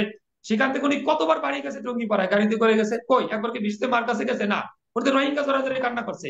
উনি ওনার পরিবার আত্মীয় স্বজন চাটুকারদের টাকা পয়সা মালিক বানানোর জন্য রাষ্ট্র শোষণের নামে ক্ষমতায় থাকে, মানে ক্ষমতার নামে রাষ্ট্র শাসন যা যা করছে, উনি সেখানে নিজেই সবচেয়ে বড় একটা জঙ্গি, নিজেই সবচেয়ে বড় সাম্প্রদায়িক। ওনার বাবাও সাম্প্রদায়িক ছিল। শেখ মুজিবুর রহমান কলকাতার দাঙ্গায় রামপথের চাকু মেরে জেলে গেছে, কলকাতা দাঙ্গায় সোনারডি কিলিং কলকাতা কিলিং নায়ক, উনি তার বডিগার্ড ছিল। জি, নোয়াখালী দাঙ্গায় সবচেয়ে সাম্প্রদায়িক একটা লোক। এবং 2001 সালে নির্বাচনে উনি ঢাকায় হারছে, রংপুরে হারছে, জয়লাভ করছে ইসে টুঙ্গিপাড়া হিন্দুদের ভোটে, টুঙ্গিপাড়ার পিছিয়ে গেছে টোটালি পাড়া হিন্দুদের ভোটে, হয়েই হিন্দুদের বিপক্ষে গেছে। এখনো উনি হিন্দুদের ছাড়া যেটুকু আমলিগের লোকজন কথা বলে বলতে পারতো না। 5ই আগস্টের পরে আমলিগের কোনো নাম নিশানা বাংলাদেশে ছিল না। 9ই আগস্ট যখন হিন্দুরা প্রথমে শাহবাগে শহীদ মিনারে, তারপর সরি প্রেস ক্লাবে, তারপর শাহবাগে গেছে, 10ই আগস্ট যখন আবারই শাহবাগে গেছে, তারপরে ওরা লোকজন আসছে হিন্দুদের ঘরে ভর দিয়া ভারতের কোলে বসে আবারও সাম্প্রদায়িকতার নামে আসে। আবারও যদি কোনদিন উনি আসে সবার আগে উনি হিন্দুদের ক্ষতি করবে। নমস্কার সবাইকে। ধন্যবাদ আপনাকে। আপনাকে অনেক ধন্যবাদ। প্রিয় দর্শক, আপনারা আপনাদের মতামত জানাবেন। আমি কয়েকজন দর্শককে যুক্ত করেছি সরাসরি প্রশ্ন করবার জন্য। জনাব সেলিম প্রশ্ন করেছেন। জি, খুব ছোট করে প্রশ্নগুলো করবেন। জনাব সেলিম বলুন। জি, অসংখ্য বলুন, শোনা যাচ্ছে, বলুন। ওকে। ধন্যবাদ। আমি দ্বিতীয়বারের মতন আবারও আজকে আসলাম। যদিও এর আগে নেটের কারণে কথা বলতে পারি নাই, তো আপনাকে অসংখ্য ধন্যবাদ। আমি যেটি বলতে চাই যে অত্যন্ত দুঃখের সহিত বলতে চাই যে শেখ হাসিনা সরকার অর্থাৎ আওয়ামী লীগ যদি আবারও ফিরে আসে, কারণ তার ফিরে আসার সম্ভাবনাটা দেখতেছি বেশিরভাগ। কেননা এখন পর্যন্ত হুম, তার যে দল বাতিল করার বিষয়, এই বিষয়টা নিয়ে আমাদের যেসব রাজনৈতিক দলগুলো আছে, সেই দলগুলো কেন মানে তৎপর হচ্ছে না? কেন অত্যন্ত ভয় হচ্ছে। যেখান থেকে আমি এর আগে বলছি আপনাকে যে আমি মৃত্যুর মুখ থেকে বেঁচে আসছি, কারণ আমি যদি মারা যেতাম আজকে আমার পরিবারটা একবার ধ্বংস হয়ে যেত। আমি মানে ডুকরে ডুকরে আমি প্রত্যেকটা মুহূর্ত আমি এখন চিন্তা করি যে এই শেখ হাসিনা যদি ফিরে আসে তাহলে আমাদের আর বাঁচন নাই। এই যে আমরা যারা কথা বলতেছি শেখ হাসিনার বিরুদ্ধে, তারা তো নোট করে রাখতেছে। আমি আপনাদের মাধ্যমে, এই অনুষ্ঠানের মাধ্যমে সবার কাছে অনুরোধ, আপনাদের হাতে পায়ে ধরে বলতেছি এই আওয়ামী লীগ বাদ দিতে অবশ্যই আমাদের হবে। তাছাড়া কিন্তু আমাদের কোনো কোনো অপশন নাই, কোনো অপশন নাই। ধন্যবাদ আপনাকে। ধন্যবাদ আমার আপনাকে। জি, জি। আহ মুনির হোসেন বলুন। আসসালামু আলাইকুম সাগর ভাই, শোনা যাচ্ছে? জি, শোনা যাচ্ছে, বলুন। আসলে কোত্থেকে শুরু করবো, অনেকগুলাই তো অবজারভেশন আছে। এই যে না, আমরা বলতেছি একটা যে অবজারভেশন দিন, বেশি লম্বা না, জাস্ট। ঠিক আছে, যে আওয়ামী লীগ যে আসবে, আসলে আওয়ামী লীগ বর্তমান প্রেক্ষাপটে আওয়ামী লীগ আসতে পারবে না, এটা হলো আমাদের আমাদের আর কি, আমার না শুধু আমাদের অনেকেরই অবজারভেশন। হ্যাঁ, আসতে পারবে। আমাদের এখন আমাদের দেশে যেই রকম একটা ভারত প্রীতি দেখা যাচ্ছে কিছু রাজনৈতিক দলের মধ্যে, তারা যদি ক্ষমতায় আসে বা তারা যদি চায়, তখন আওয়ামী লীগ আসবে। কিন্তু তখন আসলে কিন্তু এই দেশে একটা গৃহযুদ্ধ হবে, এটা একদম শিওর। এদেশে মানুষ কিন্তু ছাড়বে না, এদেশে মানুষ কিন্তু কথা বলতে, যুদ্ধ করতে শিখে গেছে। সুতরাং এরকম চিন্তা যদি কেউ করে যে আওয়ামী লীগকে এখানে আবার ইয়া করবে, মানে স্টাবলিশ করবে, রিস্টাবলিশ করবে বা ভারত প্রীতি দেখাবে, এদিকে আর সেটা হবে না। হবে জি, হয়তো একটা একটা যুদ্ধ হবে, এছাড়া আর আর মানে অন্য কিছু হবে না। এবং শেষ পর্যন্ত এদেশ মানুষই জিতবে এবং একসময় এই দেশ ভারত মুক্ত হবে। তো আশা করি যে এদেশে আর যেন কেউ আওয়ামী লীগের মতো ভারত প্রীতি না দেখায়, আওয়ামী লীগ প্রীতি না দেখায়, দেশের লুট তরাজ খুন খারাপি এই সমস্ত জিনিসে যেন ওরা নিজেদেরকে না জড়ায়। ঠাকুর ভাই, আমি আরেকটু অ্যাড করি, সেটা হলো বিবিসি বাংলার একটা প্রতিবেদন বের হয়েছে গত কয়েক দিন আগে। সেখানে বলা আছে যে ভারতে বর্তমানে আপনার এ ক্যাটাগরির আওয়ামী লীগের নেতা আছে প্রায় 200, তারপরে এমপি মন্ত্রী আছে 70 জন, উপজেলা পর্যায়ে বা সি ক্যাটাগরির নেতা আছে প্রায় 1000। এইগুলো কিন্তু বিবিসির রিপোর্ট। তো বিবিসির রিপোর্টটা ধরেই তো ইচ্ছা করলে আমাদের এই যে অন্তর্বর্তীকালীন সরকার, এটা তো একটা ব্যবস্থা নিতে হবে, কিন্তু ওরা কিছুই করতেছে জি, না। মানে মানে কিছু তো একটা করতে হবে, দেশের মানুষকে তো কিছু দেখাইতে হবে যে আমরা আমরা করি, বা জি, ভারতকে জি, একটা কিছু তো করতে হবে দেশের মানুষকে ঠান্ডা করার জন্য, ভারতকে চুপ করানোর জন্য। কিছুই করতেছে না। আর ওখানে বসে ওরা প্রত্যেক দিন মিটিং করতেছে, এই আপনার ভিজুয়াল জি। মিটিং, আপনার ধন্যবাদ, ফিজিক্যালি। ধন্যবাদ। গুরুত্বপূর্ণ কথা বলেছেন। জি, ধন্যবাদ। ধন্যবাদ জনাব মনিরুল হোসেন, জনাব খাদিমুল ইসলাম। আসসালামু আলাইকুম সাগর ভাই, ভালো আছেন আপনি? জি, থ্যাংক ইউ, ভালো আছেন, আপনি ভালো আছেন? জি, পলাশ সাগর ভাই, পলাশ দাদা যে কথাগুলো বলছে এগুলোই আমার প্রশ্ন ছিল, এগুলোই বলতে চেয়েছিলাম তো। আহ, পলাশ চৌধুরী বলেই দিয়েছে। তো তারপরে আমি আপনার মাধ্যমে আহ সব সকল রাজনৈতিক দলকে আহ্বান জানাবো, ডক্টর মোহাম্মদ ইউনূস স্যারের কাঁধে কাঁধ মিলিয়ে সবাই যেন একই প্ল্যাটফর্মে দাঁড়িয়ে আওয়ামী লীগের বিরুদ্ধে আমরা অবস্থান নিতে পারি, যাতে বাংলাদেশে আর কখনো প্রতিষ্ঠিত না হতে পারে। এই কারণ 15-16 বছরে আমরা দেখেছি আওয়ামী লীগের যা মানে অপকর্মগুলো, এগুলো যেন আর দৃশ্যমান না হয়। এই জি, জন্যই সকল রাজনৈতিক দলকেই আমরা আহ্বান করব ডক্টর মোহাম্মদ ইউনূসের কাঁধে কাঁধ মিলিয়ে যাতে আমরা দেশটাকে রক্ষা করতে পারি। এটাই জি, আমার বলার, আর ধন্যবাদ। কিছু না। জনাব নিশাত কবির, বলুন। আসসালামু আলাইকুম। ধন্যবাদ সাগর ভাইকে আমাকে যুক্ত করার জন্য, এবং এখানে যারা আছেন তাদের সবাইকে সালাম এবং শুভেচ্ছা।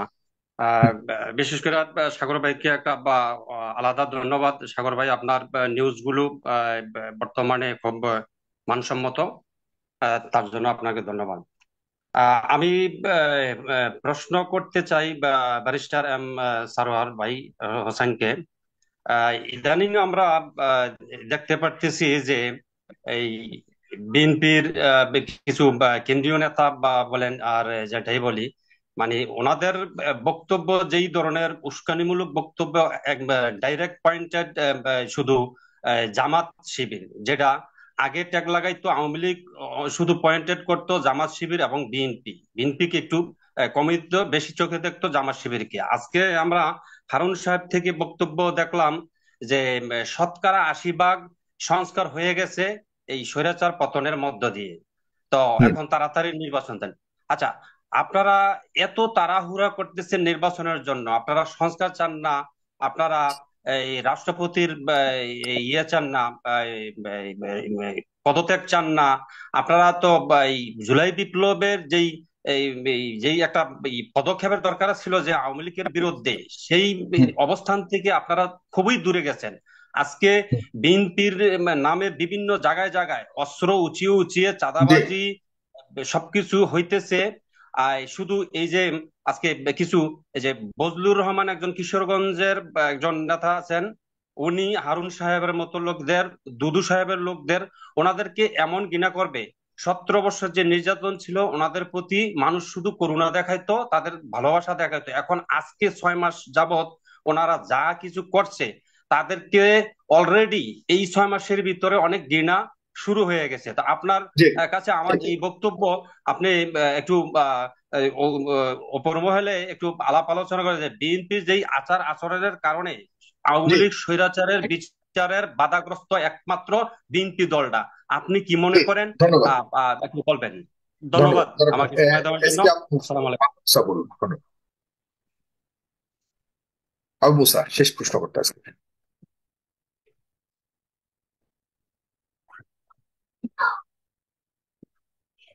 বলুন, আপনার আনমিউট করতে হবে। হ্যাঁ বলুন। আহ, ধন্যবাদ প্রিয় সঞ্চালক সাইফুল সাগর ভাই সহ আপনার প্যানেলিস্টের সম্মানিত আলোচক বৃন্দকে আমার পক্ষ থেকে সালাম। আসসালামু আলাইকুম ওয়া রাহমাতুল্লাহি ওয়া বারাকাতুহু। হ্যাঁ, আমার আজকে প্রশ্নটা হচ্ছে, সম্মানিত আলোচক বৃন্দ উপস্থিত যারা আছেন সবার কাছে প্রশ্ন থাকবে। ডক্টর ইউনূস স্যার বলেছিলেন যে রাজনৈতিক দলগুলো উম, আহ, আপনারা কি বলতে চান, আপনাদের ডাটাগুলো দেন, আমরা ওয়েবসাইটে দিয়ে দেবো। ঠিক আছে। তো আমি এখন প্রশ্ন করতে চাই সম্মানিত আলোচক বৃন্দ, যে বর্তমান সরকার যিনি আছেন ডক্টর ইউনূস স্যার সহ তার ওনার হুম, উপদেষ্টারা, তার বর্তমান সরকারে সংস্কারের নামে তারা কি প্ল্যান করেছেন বা কি সংস্কার করতেছেন, বা তাদের প্ল্যানটা কি, এটা যদি ওয়েবসাইটে দিয়ে দিত তাহলে দেশের জনগণ দেখতে পারতো। আজকে সাইফুল সাগর ভাই, আজকে আপনি দেখবেন, আজকে আপনি হয়তো দেখবেন বাংলাদেশের ধর্ষণ হচ্ছে, খুন হচ্ছে, চাঁদাবাজি হচ্ছে, বাসে ডাকাতি হচ্ছে। আজকে কেন আইনানুগ ব্যবস্থা সঠিকভাবে প্রয়োগ করা হচ্ছে না? এটা কি বিএনপির নামে পরিকল্পিত ভাবে বিএনপি কে জনগণের কাছে ভিলেন বানানো হচ্ছে না? আজকে আমি আপনাদের কাছে প্রশ্ন রাখতে চাই। তা না হলে কেন আইনানুগ ব্যবস্থা নেওয়া হচ্ছে না? আজকে বিএনপি যেখানে অপরাধ হচ্ছে, অপরাধ সংগঠিত হচ্ছে, সাথে সাথে তাৎক্ষণিক ব্যবস্থা নেওয়া হচ্ছে, দল থেকে বহিষ্কৃত করা হচ্ছে, তারপরে কোনো আইনানুগ ব্যবস্থা তার পাশাপাশি নেওয়া হচ্ছে না। এটা আমি মনে করি বর্তমান সরকার পরিকল্পিত ভাবে জনগণের কাছে বিএনপি কে বিলীন বানিয়ে আজকে যে ছাত্র জনতা যে একটা রাজনীতি দল গঠন করতে চাচ্ছে, এটা হুম, তাদেরই একটা কাজ হতে পারে। যদি তা না হতো তাহলে তো আইনের যে একটা শাসন ছিল, সেই শাসন আজকে কেন বাংলাদেশে প্রতিষ্ঠিত এখনো করতে পারতেছে না? এবং কি তার পাশাপাশি আজকে মানুষ কেন নিরাপদ থাকতে ঘর থেকে বের হতে পারছে না? এবং কি আর এর পাশাপাশি আমি একটা জিনিস আপনাকে সেগুলো বলে শেষ করতে চাই। আজকে হুম, যদি এরকম না হতো, তাহলে তো উনি আজকে ছাত্র জনতা দল গঠন করুক, তাতে কোনো কারো আপত্তি নাই, বিএনপির আপত্তি নাই, কারো কোনো আপত্তি নাই। আজকে সরকারি প্রোটোকলে, সরকারি ব্যবস্থাপনায় সবকিছু আজকে কেন ছাত্ররা তারা তাদের দলের গুছানোর কার্যক্রম চালিয়ে যাচ্ছে? এটা কি নিয়মের ভিতরে আছে কিনা? এটা নিয়ে আপনি একটু কথা বলবেন। আর আমরা বর্তমান জি অবস্থায় যে অবস্থাতে আছি, বর্তমান দেশ, এই দেশ একটা অপস্থিতির ভিতরে আছে। এখান থেকে আমরা কিভাবে সামনের দিকে সুন্দরভাবে নিয়ে যেতে পারবো? সেই যে সামনে একটা নির্বাচন, বিএনপি তো ক্ষমতা চাই না। অনেকে বলার চেষ্টা করেন বিএনপি ক্ষমতা যাওয়ার জন্য এরকমটা করতেছে বা ক্ষমতার জন্য পাগল, কিন্তু বিএনপি ক্ষমতার জন্য পাগল না, ক্ষমতা যেতেও চায় না। কিন্তু বর্তমান পরিস্থিতি সরকার যেভাবে নিয়ে যাচ্ছে, সেদিকে নির্বাচন ছাড়া আমাদের সামনের বিকল্প কোন রাস্তা আমি এই মুহূর্তে দেখতে পাচ্ছি না। তো ধন্যবাদ। আসসালামু আলাইকুম ওয়া ধন্যবাদ। রাহমাতুল্লাহি ওয়া বারাকাতুহু। বিএনপি ক্ষমতার জন্য পাগল নয়। বিএনপি যে অবস্থা আছে এই অবস্থার জন্য একটা নির্বাচন চায়, যেটা যে নির্বাচনের মাধ্যমে সমাধান আসবে বলে এই দর্শক মনে করেন, এবং বিএনপিও মনে করেন। যারা ব্যারিস্টার সারোয়ার, আপনি মনে করেন কি না? আপনার কাছে কি বলি। আর বিশেষ করে এখন নির্বাচনটা একটি বড় চ্যালেঞ্জ হয়ে গেছে, যে কখন নির্বাচনটা দিবে, কোন নির্বাচনটা আগে দিবে। এবং আপনি জানেন যে নির্বাচন, যা স্থানীয় সরকার নির্বাচন এবং জাতীয় নির্বাচন আগে পরে নিয়ে বিএনপির একটা শক্ত অবস্থান রয়েছে। যারা ব্যারিস্টার সারোয়ার হোসেন। শুরুতেই প্রশ্নকর্তা আমাকে যে একটা প্রশ্ন করলো যে আহ, জামাত এবং বিএনপির যে সংঘর্ষ অথবা ছাত্রদল এবং ছাত্র শিবির, এটা কিছুটা অনিবার্য হয়ে উঠছে। এই কারণে তাদের যে রাজনৈতিক অবস্থান দুই দলের অনেকটাই কন্ট্রাডিক্টরি। যেমন জামাত মনে করে আগে স্থানীয় সরকার নির্বাচন হওয়া উচিত, বিএনপি সেটা মনে করে না। এবং অন্য অন্য জামাত মনে করে যে রিফর্মস আগে হওয়া উচিত, মূল রিফর্মস গুলা, বিএনপি বলে রিফর্মস হয়ে গেছে ডিসেম্বরের ভিতরে নির্বাচন। তো এগুলো একটা পরস্পর মুখোমুখি একটা অবস্থান, এবং এখন যেহেতু কমন শত্রু নাই, এই ধরনের সংঘর্ষ অনেকটা অনিবার্য। এবং এর পিছনেও কিন্তু ওই যারা জাতি যেখানে একত্রিত হয়েছিল ফ্যাসিজমের পতনের কারণে, সেইখানে যদি তাদেরকে বিভক্ত করা যায় তাহলেও সেটা ফ্যাসিজমের কোনো না কোনো ভাবে পক্ষে আসবে। এখন ওই যে আমি বলছিলাম যে আমার ব্যক্তিগত মনে হয় যে রয়ের অনেক প্রেসক্রিপশন বিএনপিতে ঢুকে দিতে পেরেছে। আহ, স্থানীয় সরকার নির্বাচন কেন সমস্যা হবে, আমি তো মনে করি বরং এটা বিএনপির জন্য অ্যাডভান্টেজ। যেখানে নির্বাচন ব্যবস্থা ধ্বংস হয়ে গেছে, সেইখানে যদি মানুষ ভোট কেন্দ্রে যাওয়া যায়, নিজস্ব প্রতিনিধি নির্বাচন করা যায়, সেইটা যদি স্থানীয় সরকারের মাধ্যমে আসে, সেখানে তো 90% বিএনপির প্রার্থী উইন করবে যে কোনো ভাবে। তো কেন ভয় পাচ্ছে এইটা? এইটা ওই আমার মনে হয় ওই রয়ের প্রেসক্রিপশন, মানে আগে দ্রুত নির্বাচন দিয়া এই অন্তর্বর্তীকালীন সরকারটাকে সরাতে হবে, যে তারা তারা রিকোয়ার্ড যে সংস্কার সেগুলো যাতে করতে না পারে। আহ, দেখুন, যখন আন্দোলন চলছিল আমরা অনেকেই মাঠে ছিলাম, আমি নিজেও মাঠে ছিলাম। কোনো এক এক- এক জায়গায় কিন্তু দাবি আসে নাই যে নির্বাচন কোন টাইমে হবে। নির্বাচন তো অবশ্যই হবে, কিন্তু আহ, কোনো কোনো নেতার কথায় এইভাবে আসে যে নির্বাচনই একমাত্র এখন উৎস।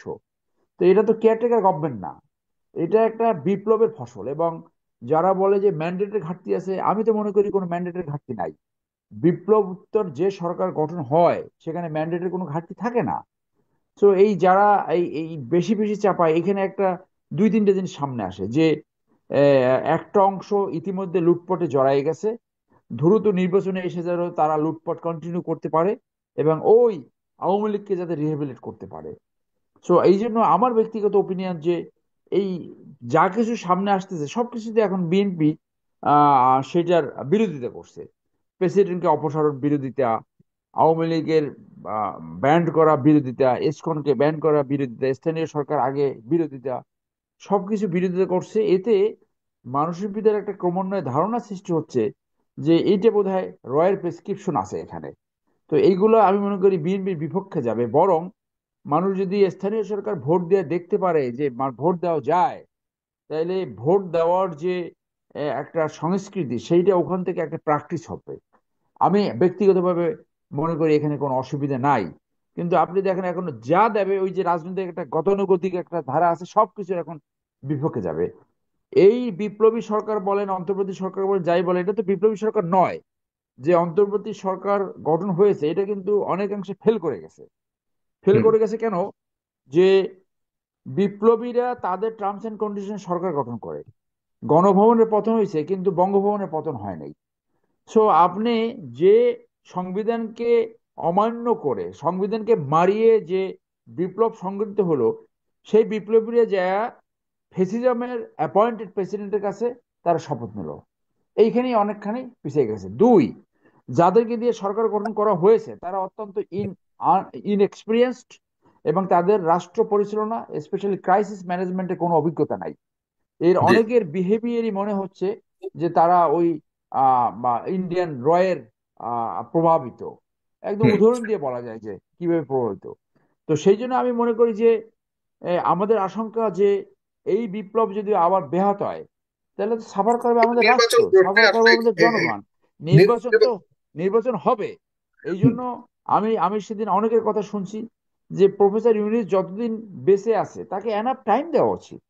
আরে ভাই, এক বছরে এইরকম একটা আহ, আহ, অধপতিত সমাজ, যেখানে একটা ফেসিজম প্রত্যেকটা সমাজের প্রত্যেকটা ক্ষেত্র, প্রত্যেকটা সিস্টেম নষ্ট করে দিছে, সেইটা এক বছরে, যে এই অ্যাপ্রোচটা, যে তাদের একমাত্র কাজ নির্বাচন করা, এইটা মানুষ ভালোভাবে নিচ্ছে বলে আমার মনে হচ্ছে না। তো সেই জন্য যে কিন্তু রিকোয়ার্ড এখন তো রিফর্মস বলছে এই এই সংস্কার এবং নির্বাচন দুটাই পাশাপাশি চলবে। আপনি কি মনে করেন কিনা বাস। যে এই সরকার আর সংস্কার এবং নির্বাচন দুটাকে পাশাপাশি চালিয়ে এবং নির্বাচনকে গুরুত্ব দিয়ে সঠিক নির্বাচন করতে সক্ষম? কারণ এই নির্বাচনটা একটি চ্যালেঞ্জিং নির্বাচন, এখানে সংস্কারও আমি আবার তো অনেক চ্যালেঞ্জ। আমি তো মনে করি নির্বাচন অত্যন্ত চ্যালেঞ্জিং। আপনি কাদেরকে দিয়ে নির্বাচন করাবেন? আপনি তো যে 15 বছরে যারা বিভিন্ন জায়গায় সরকারি পদে আসছে, রিক্রুটমেন্ট হয়েছে, এর তো 90% স্বৈরাচারীর বেনিফিশিয়ারি অথবা দোসর। তো তারা তো ইন্ডিয়ান প্রজেক্টে কাজ করবে। সেই ইন্ডিয়ান প্রজেক্টে কাজ করলে তো সেই সেই আওয়ামী লীগকে বেনিফিট দেওয়ার চেষ্টা করবে।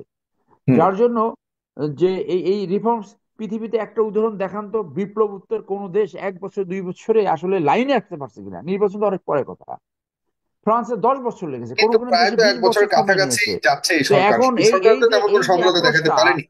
হুম। এই যে অ্যাপ্রোচটা যে এই নির্বাচনই তাদের একমাত্র কাজ, এইটা আমি মনে করি একটা রং স্ট্র্যাটেজি। এবং আপনি দেখেন যে বাংলাদেশে কোনো রাজনৈতিক দল তো কোনো রিফর্মস করে নাই। হুম। যদি রিফর্মস করতো তাহলে তো প্রতিবার একটা আন্দোলন হতো না। রিফর্মস করলে তো শান্তিপূর্ণভাবে নির্বাচন হতো, মানুষ তার প্রতিনিধি নির্বাচন করত, শান্তিপূর্ণভাবে ক্ষমতা হস্তান্তর করতো। তো এটা জি, আমাদের কোন কিন্তু দেশ? জনাব 53 তারেক বছরে রহমানের আজকে 6 বার বক্তব্যটা কিভাবে 6 বার দেন? অভ্যুত্থান জনাব তারেক হয়েছে। রহমান বলেছেন যে আজকে আমরা লক্ষ্য করছি যে সরকারের বিভিন্ন ব্যক্তির কথাবার্তা থেকে এবং বিভিন্ন ব্যক্তির আলোচনা থেকে ফুটে উঠছে যে তারা সম্ভবত তাদের লক্ষ্য থেকে কিছুটা হলো ক্ষেত্র বিশেষে বিচ্যুত হচ্ছে। আর বিভিন্ন ব্যক্তির বিবৃতিতে বিভিন্ন রকম বিভ্রান্তি তৈরি হচ্ছে, মানুষ বিভিন্নভাবে কনফিউজড হচ্ছে। এই স্বাভাবিক রাজনীতিতে কনফিউজড যখন থাকবে তখন অস্থিরতা দেখা দিবে। এই যে অস্থিরতাগুলো চলতেছে, নির্বাচনটাই একমাত্র সমাধানের পথ হিসেবে মনে করছি তিনি। না, ইভেনচুয়ালি তো একটা নির্বাচন হতে হবে। যে তারা সমস্ত সংস্কারগুলো করে, যে বিশেষ করে নির্বাচন ব্যবস্থা, গণহত্যাকারী এবং দুর্নীতি, এই তিনটা জায়গায় আহ, গুরুত্বপূর্ণভাবে, অত্যন্ত তাৎপর্যপূর্ণভাবে এবং সাবস্টান্টিভ রিফর্মস করে নির্বাচনে যাওয়া উচিত। নির্বাচন একমাত্র পদ, এটা একটা দলীয় অবস্থা। কিন্তু এই যে যে মূল উদ্দেশ্যটা কি ছিল, জন আকাঙ্ক্ষাটা ছিল এমন একটি রাজনৈতিক বন্দোবস্ত যেখানে আর কখনো মাফিয়াতন্ত্রের সৃষ্টি হবে না, যেখানে স্বৈরতান্ত্রিকতার সৃষ্টি হবে না, যেখানে লুটপাটতন্ত্র সৃষ্টি হবে না, যেখানে লেস্টি পরিবারতন্ত্র থাকবে না। এইটাই ব্রড ব্রড আকাঙ্ক্ষা ছিল আপনার এই গণ অভ্যুত্থানের। তো সেই আকাঙ্ক্ষা তো কোনো রাজনৈতিক দল আজ পর্যন্ত পূরণ করতে পারেনি। হুম। আহ, সামান্য একটা আইন, স্পেশাল পাওয়ার অ্যাক্ট 1974, সেইটুকু রিমুভ করতে পারে নাই। তো অনেকে দেখি হামবরা ভাব বলে, রিফর্মস না করলে এইটা হইলো কেন, ওইটা হইলো কেন। তো আমাদের কোশ্চেন হলো, আমার ব্যক্তিগত কোশ্চেন হলো যে যদি সত্যিকারের রিফর্মস হয় তাহলে প্রতিবার একটা আন্দোলন করে সরকারকে নামাতে হবে কেন? এখানে এই নেতৃত্ব বাংলাদেশে আসলো না কেন, যে রিয়েলাইজ করে শান্তিপূর্ণভাবে ক্ষমতা হস্তান্তর করা না হলে দেশ জাতির ভয়াবহ ক্ষতি হয়, ডেভেলপমেন্ট সাস্টেনেবল হয় না, দেশ আরো বিপদে পড়ে, কোনো উন্নয়ন তখন স্থায়ী হয় না। এইগুলা না বুঝে ক্ষমতায় যাওয়ার জন্য, তো এইটা নির্বাচন দাবি করবে এটা ঠিক, কিন্তু দ্রুত নির্বাচন, একমাত্র কাজ হলো নির্বাচন, এইটা আমার মনে হয় রয়ের প্রজেক্ট। যারা এই ভাষায় এটা কথা আপনার বলে কয়েক বছর হবে। তারা হুম। জ্ঞানত অথবা অজ্ঞানত হুম। রয়ের পারপোজ সার্ভ করে কিনা সেইটাও ডিবেট করা দরকার আমাদের। ধন্যবাদ। জি, আপনাকে অনেক ধন্যবাদ জনাব পলাশ চৌধুরী। আপনার কাছে একই প্রশ্ন। এরপর তো বাকি রইলো আরেকটি বিষয়, যেটি হলো যে স্থানীয় সরকার নির্বাচন আগে নাকি জাতীয় নির্বাচন আগে। এটিও একটি বড় একটি বিতর্ক তৈরি করেছে এখন বর্তমান রাজনীতিতে। পলাশ চৌধুরী। ধন্যবাদ আপনাকে আবারও। আমি আরেকটা জিনিস একটু ক্লারিফাই করি। আমরা কেউই, আমি মনে করি, আমি সবারটাই দায়িত্ব নিয়ে বলছি, এই প্যানেলে আমরা যারা আছি, আপনি সহ, আমরা কেউ বোধহয় নির্বাচনের বিপক্ষে না। আর আমি ব্যক্তিগতভাবে আমি আমার অবস্থান বলতে পারি যে আমরা কখনো বিএনপির অশুভ কামনা করার জন্য আমরা বিএনপির পাশে থেকে, দেশান্তরিত থেকে আমরা এই যুদ্ধগুলো কথার মাধ্যমে, লেখার মাধ্যমে আমরা চালিয়ে যাই জীবনের ঝুঁকি নিয়ে। বিএনপিকে আগে এই কথাগুলো মানতে হবে। এখন প্রশ্নটা হলো, আমরা কেন বলি যে বিএনপির পলিসিগুলোতে একটু পরিবর্তন আনা উচিত, বিশেষ করে বক্তব্যগুলো, মাঠ পর্যায়ের বক্তব্যগুলো। মাঠ পর্যায়ের বক্তব্যগুলো কেন খুবই গুরুত্বপূর্ণ, এটা বিভ্রান্তি ছড়ায়। যেমন আপনি একটা মীমাংসিত বিষয়, বিএনপি সহ বলে নাই যে আচ্ছা ঠিক আছে ডিসেম্বরের ভিতরে নির্বাচন করলে আমাদের আপত্তি নেই। এখন তো ডিসেম্বর এসেছে, তার এখনই যে আমরা আবারও যদি বলি যত দ্রুত সম্ভব নির্বাচন দিয়ে চলে যাওয়া উচিত, তাহলে কথা কোনটা সঠিক? আমরা যেটা জাতীয় ঐক্যমত্যের ভিত্তিতে যেখানে বসতো সব দলের নেতারা, যেখানে বললো যে আচ্ছা ঠিক আছে, ইউনূস সাহেব বলেছেন যে ডিসেম্বরে হতে পারে, না হলে 26শে জুনে হতে পারে, কিন্তু কথা মাঝখানে বোঝা গেল যে সরকারও মানসিকভাবে প্রস্তুতি নিচ্ছে, নির্বাচন কমিশনও প্রস্তুতি নিচ্ছে, রাজনৈতিক দলগুলো মানসিকভাবে প্রস্তুত। তাহলে এখন হলো ফেব্রুয়ারি মাস, আরো 10 মাস বাকি। এখন যে আবার যখন ওই যখন জনসভায়, বিভিন্ন বিবৃতিতে, বক্তৃতায় যখন এই ধরনের কথা চলে আসে যে এইটা বিশৃঙ্খলা তৈরি হচ্ছে, এখন নির্বাচন দিতে হবে, তাহলে এখনটা কখন? আর এখনটা যদি 1 মাসের ভিতরে, 2 মাসের ভিতরে বা স্থানীয় সরকার নির্বাচনের আগে হয়, তাহলে কি আপনারা যে আলোচনা করে আসছেন প্রধান উপদেষ্টার সাথে সব দলের অংশগ্রহণে, তাহলে কি সেটা বেঠিক? বলেন যে না আমরা সেটা থেকে সরে গেছি। এখন সেটাও তো এক ঠিক থাকবেন, আবার যৌক্তিক সংস্কারও বলবেন, যৌক্তিক সময়ও বলবেন। আমি বলছি আমাদের প্রিয় দলের স্ট্যান্ডটাতে এমন হওয়ার কথা না। আমরা এই দলটার জন্য তো এতটা মানে রাত জেগে জেগে আমরা এত লেখালেখি এত কথাবার্তা বলিনি, নিজেদের ব্যবসা বাণিজ্য আমরা খুইয়ে ফেলিনি, আমরা স্বৈরাচারের কবলে এত মানে শাসিত বঞ্চিত হইনি। তাহলে আমি এই জায়গাটা একটা আরেকটা জিনিস যেটা যেটা হলো যে কি 2000, আপনি খেয়াল করেন যদি 2000 আমি হিসাব করছিলাম, যার বয়স 15 বছর ছিল তখন যদি জাফসা জাফসা যদি আপনি মুক্তিযুদ্ধের কথা মনে রাখে, তাহলে এখন তার বয়স 72 বছর। এখন 72 বছরের যেই নাগরিক, এখন তাদের অনেকেই পৃথিবী ছেড়ে দুনিয়া ছেড়ে চলে গেছে যুদ্ধের সময়। আমাদের জনসংখ্যা কত ছিল আমরা সবাই জানি। এখন আর এই প্রজন্মের মণিকোঠায় কিন্তু এখন 24। এই যে মানে বড় একটা গ্যাপে এই যে 53-54 বছর পার হয়ে যাওয়ার পর আর ওই 15 বছরটা আপনি যোগ করেন, যারা বেঁচে আছেন তারা তো আর এখন আর স্মৃতি হাতড়ানো ছাড়া ওই মুক্তিযুদ্ধের ওই বয়ান ওই স্বাধীনতার চেতনা যেটা হাসিনা বলে পচে গেছে। এখন তো নতুন বয়ান আসার কথা। আমরা বিএনপি করি যারা, বা বিএনপির মতাদর্শকে বিশ্বাস করি, বিএনপি করি মানে বিএনপির আদর্শকে ধারণ করি। আমরা চাই বিএনপি স্বাধীনতা এবং স্বাধীনতার ঘোষক শহীদ প্রেসিডেন্ট রাষ্ট্রপতি জিয়াউর রহমান, কোনো সন্দেহ নেই, ফুল স্টপ। আমরা আমাদের ওই জায়গাগুলো মীমাংসা করে আমাদেরকে নতুন একটা রাজনৈতিক বয়ানের ভিতরে আসতে হবে। নতুন একটা রাষ্ট্র কাঠামো ব্যবস্থা কিভাবে তৈরি হয় আমাদেরকে জনগণকে সেই বিষয়টা দেখাতে হবে। কারণ আমাদের প্রায় 4 কোটি তরুণ ভোটার, বুঝতে হবে 4 কোটি তরুণ ভোটারের সাথে এখনো বিএনপির শীর্ষ পর্যায়ের নেতা তারেক রহমানের সাথে সরাসরি, ভার্চুয়ালি হয়েছে, সরাসরি ওনার সাথে ফিজিক্যালি এখনো কন্ট্যাক্ট হয়নি। এখন এই জায়গাগুলিতেও তো মানে একটা অ্যাড্রেস করার প্রয়োজন রয়ে গেছে। সবাইকে নিয়ে অ্যাকোমোডেট রাজনীতি করতে হলে এই বৃহৎ অংশটাকে তো বাদ দেওয়া যাবে না। আর এই বৃহৎ অংশটাকে বাদ দিলে তো আপনার এই রাষ্ট্র থাকবে না। আর এই রাষ্ট্র যদি না থাকে তাহলে এটার জন্য বিএনপি একা দায়টা নিবে কেন? আমরা বিএনপি কে ডিসেম্বর পর্যন্ত যেহেতু একটা কথা হয়ে গেছে সেটেলমেন্টার, ওইটা নিয়ে বিএনপি বেশি বেশি কথা বলুক। আমরা হয়তো বাংলাদেশের জনগণ হয়তো সেটা পছন্দ করছে না, আমরা সেই জায়গাটা বিএনপি কে বুঝিয়ে দেওয়ার জন্য কথাটা বলছি। আমরা বিএনপির বিরুদ্ধে করছি না, করবো না, আমরা তাদের গঠনমূলক আলোচনা সমালোচনা তো করবো, এটা তো আমাদের কাজ। আমরা তো আমাদের বিবেক মেধা যা যতটুকু ক্ষুদ্র অতি নগণ্য যা আমাদেরকে দিয়েছে সেটা তো আমরা কোনো দলের কাছে বন্ধক দিব না। আমরা তো মর্টগেজ দিয়ে কথা বলবো না, কারণ আমরা তো সরাসরি কোনো রাজনৈতিক দলের আমরা সদস্যপদ গ্রহণ করি নাই। আমরা বহুদলীয় গণতন্ত্রে বিশ্বাস করি বলেই শহীদ প্রেসিডেন্ট জিয়াউর রহমানকে ভালোবাসি। গণতন্ত্রের জন্য অত্যন্ত প্রহরী ছিল, আপসীন নেত্রী ছিল বিদায় আমাদের সমাজ স্লোগান ছিল নেত্রীমোদের খালেদা ভারত থেকে আলাদা, সেই 90 যান। তাহলে আমরা তো তখন জগন্নাথের ছাত্র, তখন আমরা সেই স্লোগান শুনে উদ্বুদ্ধ হয়েছি। যে কারণে আমরা ওনাকে বিশ্বাস করি, বিএনপি কে বিশ্বাস করি। যেই দলের শহীদ প্রেসিডেন্ট জিয়াউর রহমান আছেন, তারেক রহমান আছেন, সেখানে সেই দল হ্যাঁ কাছে বাংলাদেশ নিরাপদ। কিন্তু কিছু কিছু বক্তব্য যদি জনগণের মনে ভয় ঢুকিয়ে দেয়, আতঙ্ক ঢুকিয়ে দেয়, সেটা আমাদেরকে কষ্ট দেয়, পীড়া দেয়। ওই কষ্টের জায়গাটাতে আমরা অ্যাড্রেস করি, ওনাদেরকে স্মরণ করিয়ে দেওয়ার চেষ্টা করি। সেটা যেন আমাদেরকে বিএনপির প্রতিপক্ষ বলে ধরে না হয়, ধরে নেওয়া না হয়। এটা হলো আমাদের বিনীত অনুরোধ। আর আওয়ামী লীগের যে কথাটা আমরা বলি যে দাদা বলুন, দাদা কি যেন বলতে দাদা আমার এখন এই ভারতের আমি একটা বার্তা দিতে চাই।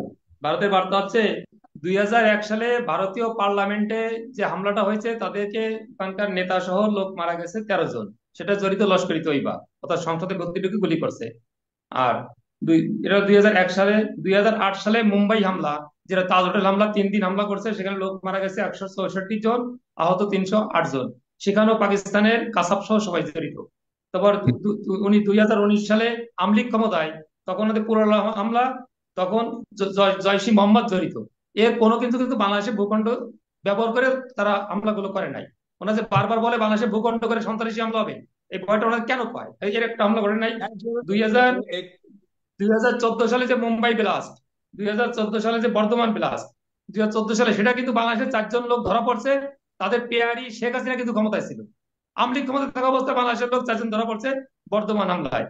তারপরে আর 2000 সালে ওই 1 সালে যে নির্বাচনের আগে, জাতীয় নির্বাচনের আগে আমলিগ ক্ষমতায় থাকা অবস্থায় কিন্তু রৌমারীতে তাদের বিএসএফ মারা গেছে প্রায় 100 বেশি, প্রকাশ হচ্ছে 18। তা 2001 সালে তাদের বিএসএফ মারা যায় স্বাধীনতা পরে, সবচেয়ে বড় বর্ডারে গন্ডগোল হয়। আমলিগ আমলে আর 2014 সালে বর্ধমান ব্লাস্ট হয়েছে আওয়ামী লীগ আমলে, বাংলাদেশের জনগণ চাইয়া। এছাড়া 2001, 2008, 2019 এই সময় কিন্তু এটা ছিল না। মানে এই সময় কিন্তু পাকিস্তানি হামলা, তা 19 আওয়ামী লীগ ক্ষমতায় ছিল। তা এই যে বাংলাদেশের ভূখণ্ড ব্যবহার আওয়ামী লীগ ছাড়া অন্য দল আসলে যে ব্যবহার করবে, এটা কিন্তু ঠিক না। বরং ভারতের যে কটা বড় হামলায় হয়েছে সে কটা বাংলাদেশের ভূখণ্ড ব্যবহার হয়েছে, বাংলাদেশের লোক ব্যবহার হয়েছে, সেগুলো আওয়ামী লীগ আমলে হয়েছে, অন্য কোনো দলের আমলে না। অতএব ভারত জানি এই আচ্ছা, ভুলটা না ধন্যবাদ পায় দাদা। যে আওয়ামী লীগ ক্ষতি হবে, অন্য কেউ ক্ষতি হবে না, এটা জানি ভারত না পায়। না না, জি জি, ধন্যবাদ দাদা। আমি আমি একটু শেষ করি। থ্যাংক ইউ কিন্তু আমার ফোনে দাদা। চার্জ আমি নাই তো, হ্যাঁ আমি চাই হচ্ছে আমার একটু ফোনে চার্জ নাই, এই জন্য না বন্ধ না, করি। ঠিক আছে ঠিক আছে ঠিক আছে, না ধন্যবাদ। ঠিক আছে দাদা। ধন্যবাদ ধন্যবাদ সময় আপনাকে।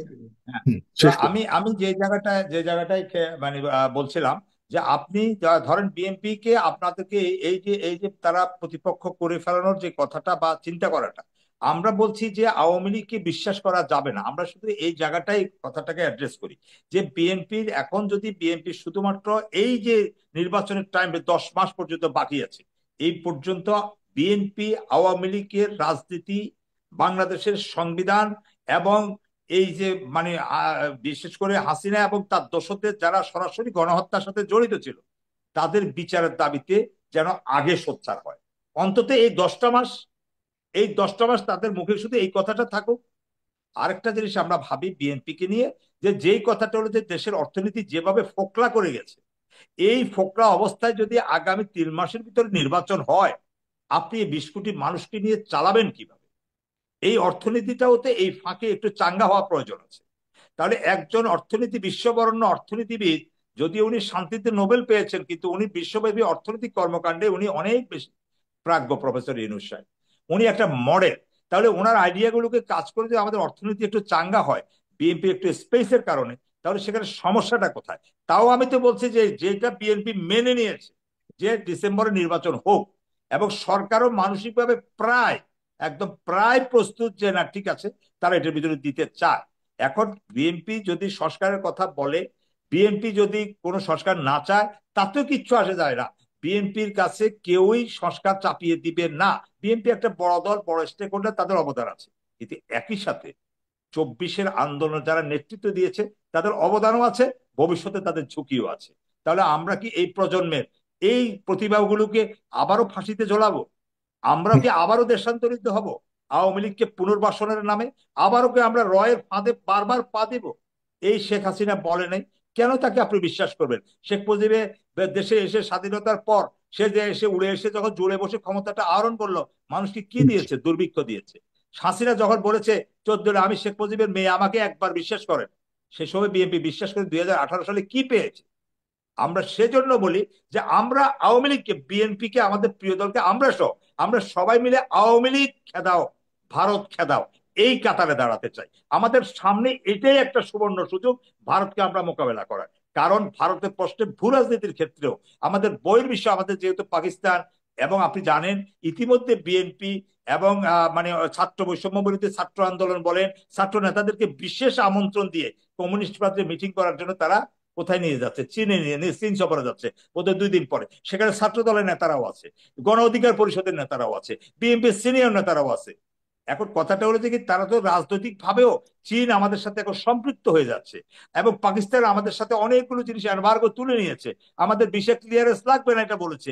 আমাদেরকে তারা পেঁয়াজ, তেল ওগুলো দেওয়ার জন্য তারা তাদের জাহাজ আমাদের সাথে সরাসরি চালু হয়ে গেছে। এখন অপেক্ষমান শুধু বিমান চলাচলের। সুতরাং ভারত যদি মনে করে যে না, তারা শুধুমাত্র মুষ্টিমেয় কয়জন রাজনৈতিক নেতাকে বিভ্রান্ত করে আওয়ামী লীগকে পুনর্বাসন করতে পারবে, এটা মিথ্যা এবং বোকার স্বর্গে বসবাস করছে। এবং ভারতের 7 সিস্টার, আমি বললাম আজকে আপনি লিখে রাখেন, যদি ভারতে মরণ খেলা থেকে পিছু না হটে, তাদের 7 সিস্টার থাকবে না, থাকবে না, থাকবে না। এটা নিয়ে কোনো রকমের কোনো দ্বিধাদ্বন্দ্ব এবং সংকুচিত হওয়ার কোনো কিছু নেই। যে তিস্তা চুক্তি নিয়ে ভারতকে দেওয়ার কথা ছিল, সেই তিস্তা চুক্তি ইতিমধ্যেই চীন অলরেডি তাদের কাছে প্রস্তাব চলে গেছে, তারা অফিসিয়ালি প্রস্তাব গ্রহণ করেছে, তারা একটা স্ট্র্যাটেজি গ্রহণ করেছে এবং সেটা সরকারকে দিয়েছে। সরকার তাদেরকে আবার সময় দিয়েছে সেটাকে পুনঃমূল্যায়ন করার জন্য। সুতরাং তিস্তা ব্যারেজ যদি সেখানে চীন আমাদের সাথে সহায়ক ভাবে তারা চীন যেটা আমাদের সাথে করছে, আমাদের সাথে দাদাগিরি করছে না। চীন সত্যিকার অর্থে আমাদের প্রকৃত বন্ধু, তারা আমাদের উন্নয়ন সহযোগী। আর ভারত হলো আমাদেরকে শোষণের সহযোগী, আমাদের উপরে রাজনীতিতে মাতব্বরি করার সহযোগী। ভবিষ্যতে যে সরকারে আসুক, আমরা ভারতের জন্য চাই বাংলাদেশের একটা আলাদা ধরনের একদম ভারতের সাথে বৈচিত্র্যময় একটা স্বতন্ত্র কূটনীতি। ভারতের সাথে আমাদের অন্য সব দেশের সাথে আলাদা ধন্যবাদ। আলাদা কূটনীতি, সবার সাথে বন্ধুত্ব, কারোর সাথে শত্রুতা নয়। এসব ভণ্ডামির, ভণ্ড কথাতে, ভণ্ড কূটনীতিতে আমরা বিশ্বাস করি না, করবো না। আর ভারত যদি তাদের এই ভুলকে শুধরে তারা যদি এই প্রকল্পতে ফিরে না আসে, এবং কোনো কোনো রাজনৈতিক দলের নেতা যদি বা নেতারা যদি, ইভেন জামাত ইসলাম বলেন, আপনি হেফাজত বলেন, আরো যারা আছেন, এবং গণ অধিকার পরিষদের নেতা, কিছু কিছু নেতার কথাও শোনা যায়, যদি এরকম কিছুও যদি হয়ে থাকে, তারা যদি এই ফাঁদে পা দেয়, তার একটা বিপজ্জনক অবস্থা তাদের জন্য অপেক্ষা করছে। বাংলাদেশের মানুষ মরতে শিখে গেছে, ছাত্ররা মরতে শিখে গেছে। সেটা যখন তারা শিখে গেছে তখন তারা মরবেই, এবং সে ধন্যবাদ। আরেকবার হয়তো আরেকটা বিপ্লব হবে, এবং সেই বিপ্লবটা ঠেকানোর শক্তি অতীতে ফেসিবাদী হাসিনার, স্বৈরাচারী হাসিনার যেহেতু ছিল না, এখন যারা আছে বা ভবিষ্যতে বা যারা রাজনীতিকে পরিচালনা করবেন, রাজনৈতিক ক্রিয়াশীল হিসেবে এখন বর্তমানে বিদ্যমান আছে, তারাও টিকে থাকতে পারবে না। এটাই আমাদের আশঙ্কার জায়গা। সুতরাং আমরা আমাদের বক্তব্যগুলোতে সংযত হওয়ার জন্য বিএনপি সহ সকল রাজনৈতিক দলের নেতাদের প্রতি। দর্শক, আলোচনাগুলো শুনেছেন, শুনে বুঝতে পেরেছেন বিএনপিকে হয়তোবা তারা বলেছে ক্ষমতা দিবে বা তাদেরকে সহায়তা করবে, তাদের পাশে থাকবে, কিন্তু আসলে কি থাকবে? বিএনপির প্রতি কি ভারতের এই আস্থা আছে? আস্থা থাকলে তো আগেই বিএনপিকে দিয়ে আওয়ামী লীগের কাজটা করে যেত, কিন্তু বিএনপিকে দিয়ে করানো যায় নাই। তার মানে বিএনপিকে দিয়ে হয়তো বা ভারত কোনো একটা গেম খেলতেছে, যেটা বিএনপি নিজেও বুঝতে পারতেছে না। যেমনিভাবে ক্ষমতা যাওয়ার জন্য নির্বাচন জিকির করছে, ঠিক তেমনিভাবে ক্ষমতা যাওয়ার জন্য ভারতের হয়ে কাজ করার জন্য ভারতকেও একটা তার আশ্বাস দিয়েছে। মূল কথা, লাস্টে দেখা যাবে বিএনপি এমন একটা ধরা খাবে, যে ধরা খাওয়ার পর হয়তো বা রাজনৈতিকভাবে বিএনপি আওয়ামী লীগের সাথে বড় দেউলিয়া হয়ে যাবে। সেই দর্শক, আমরা চাই বিএনপি নেতৃবৃন্দ যারা আছেন, বিশেষ করে তারেক রহমান, তিনি সঠিক সিদ্ধান্ত নেবেন, তিনি আসলে কি চান।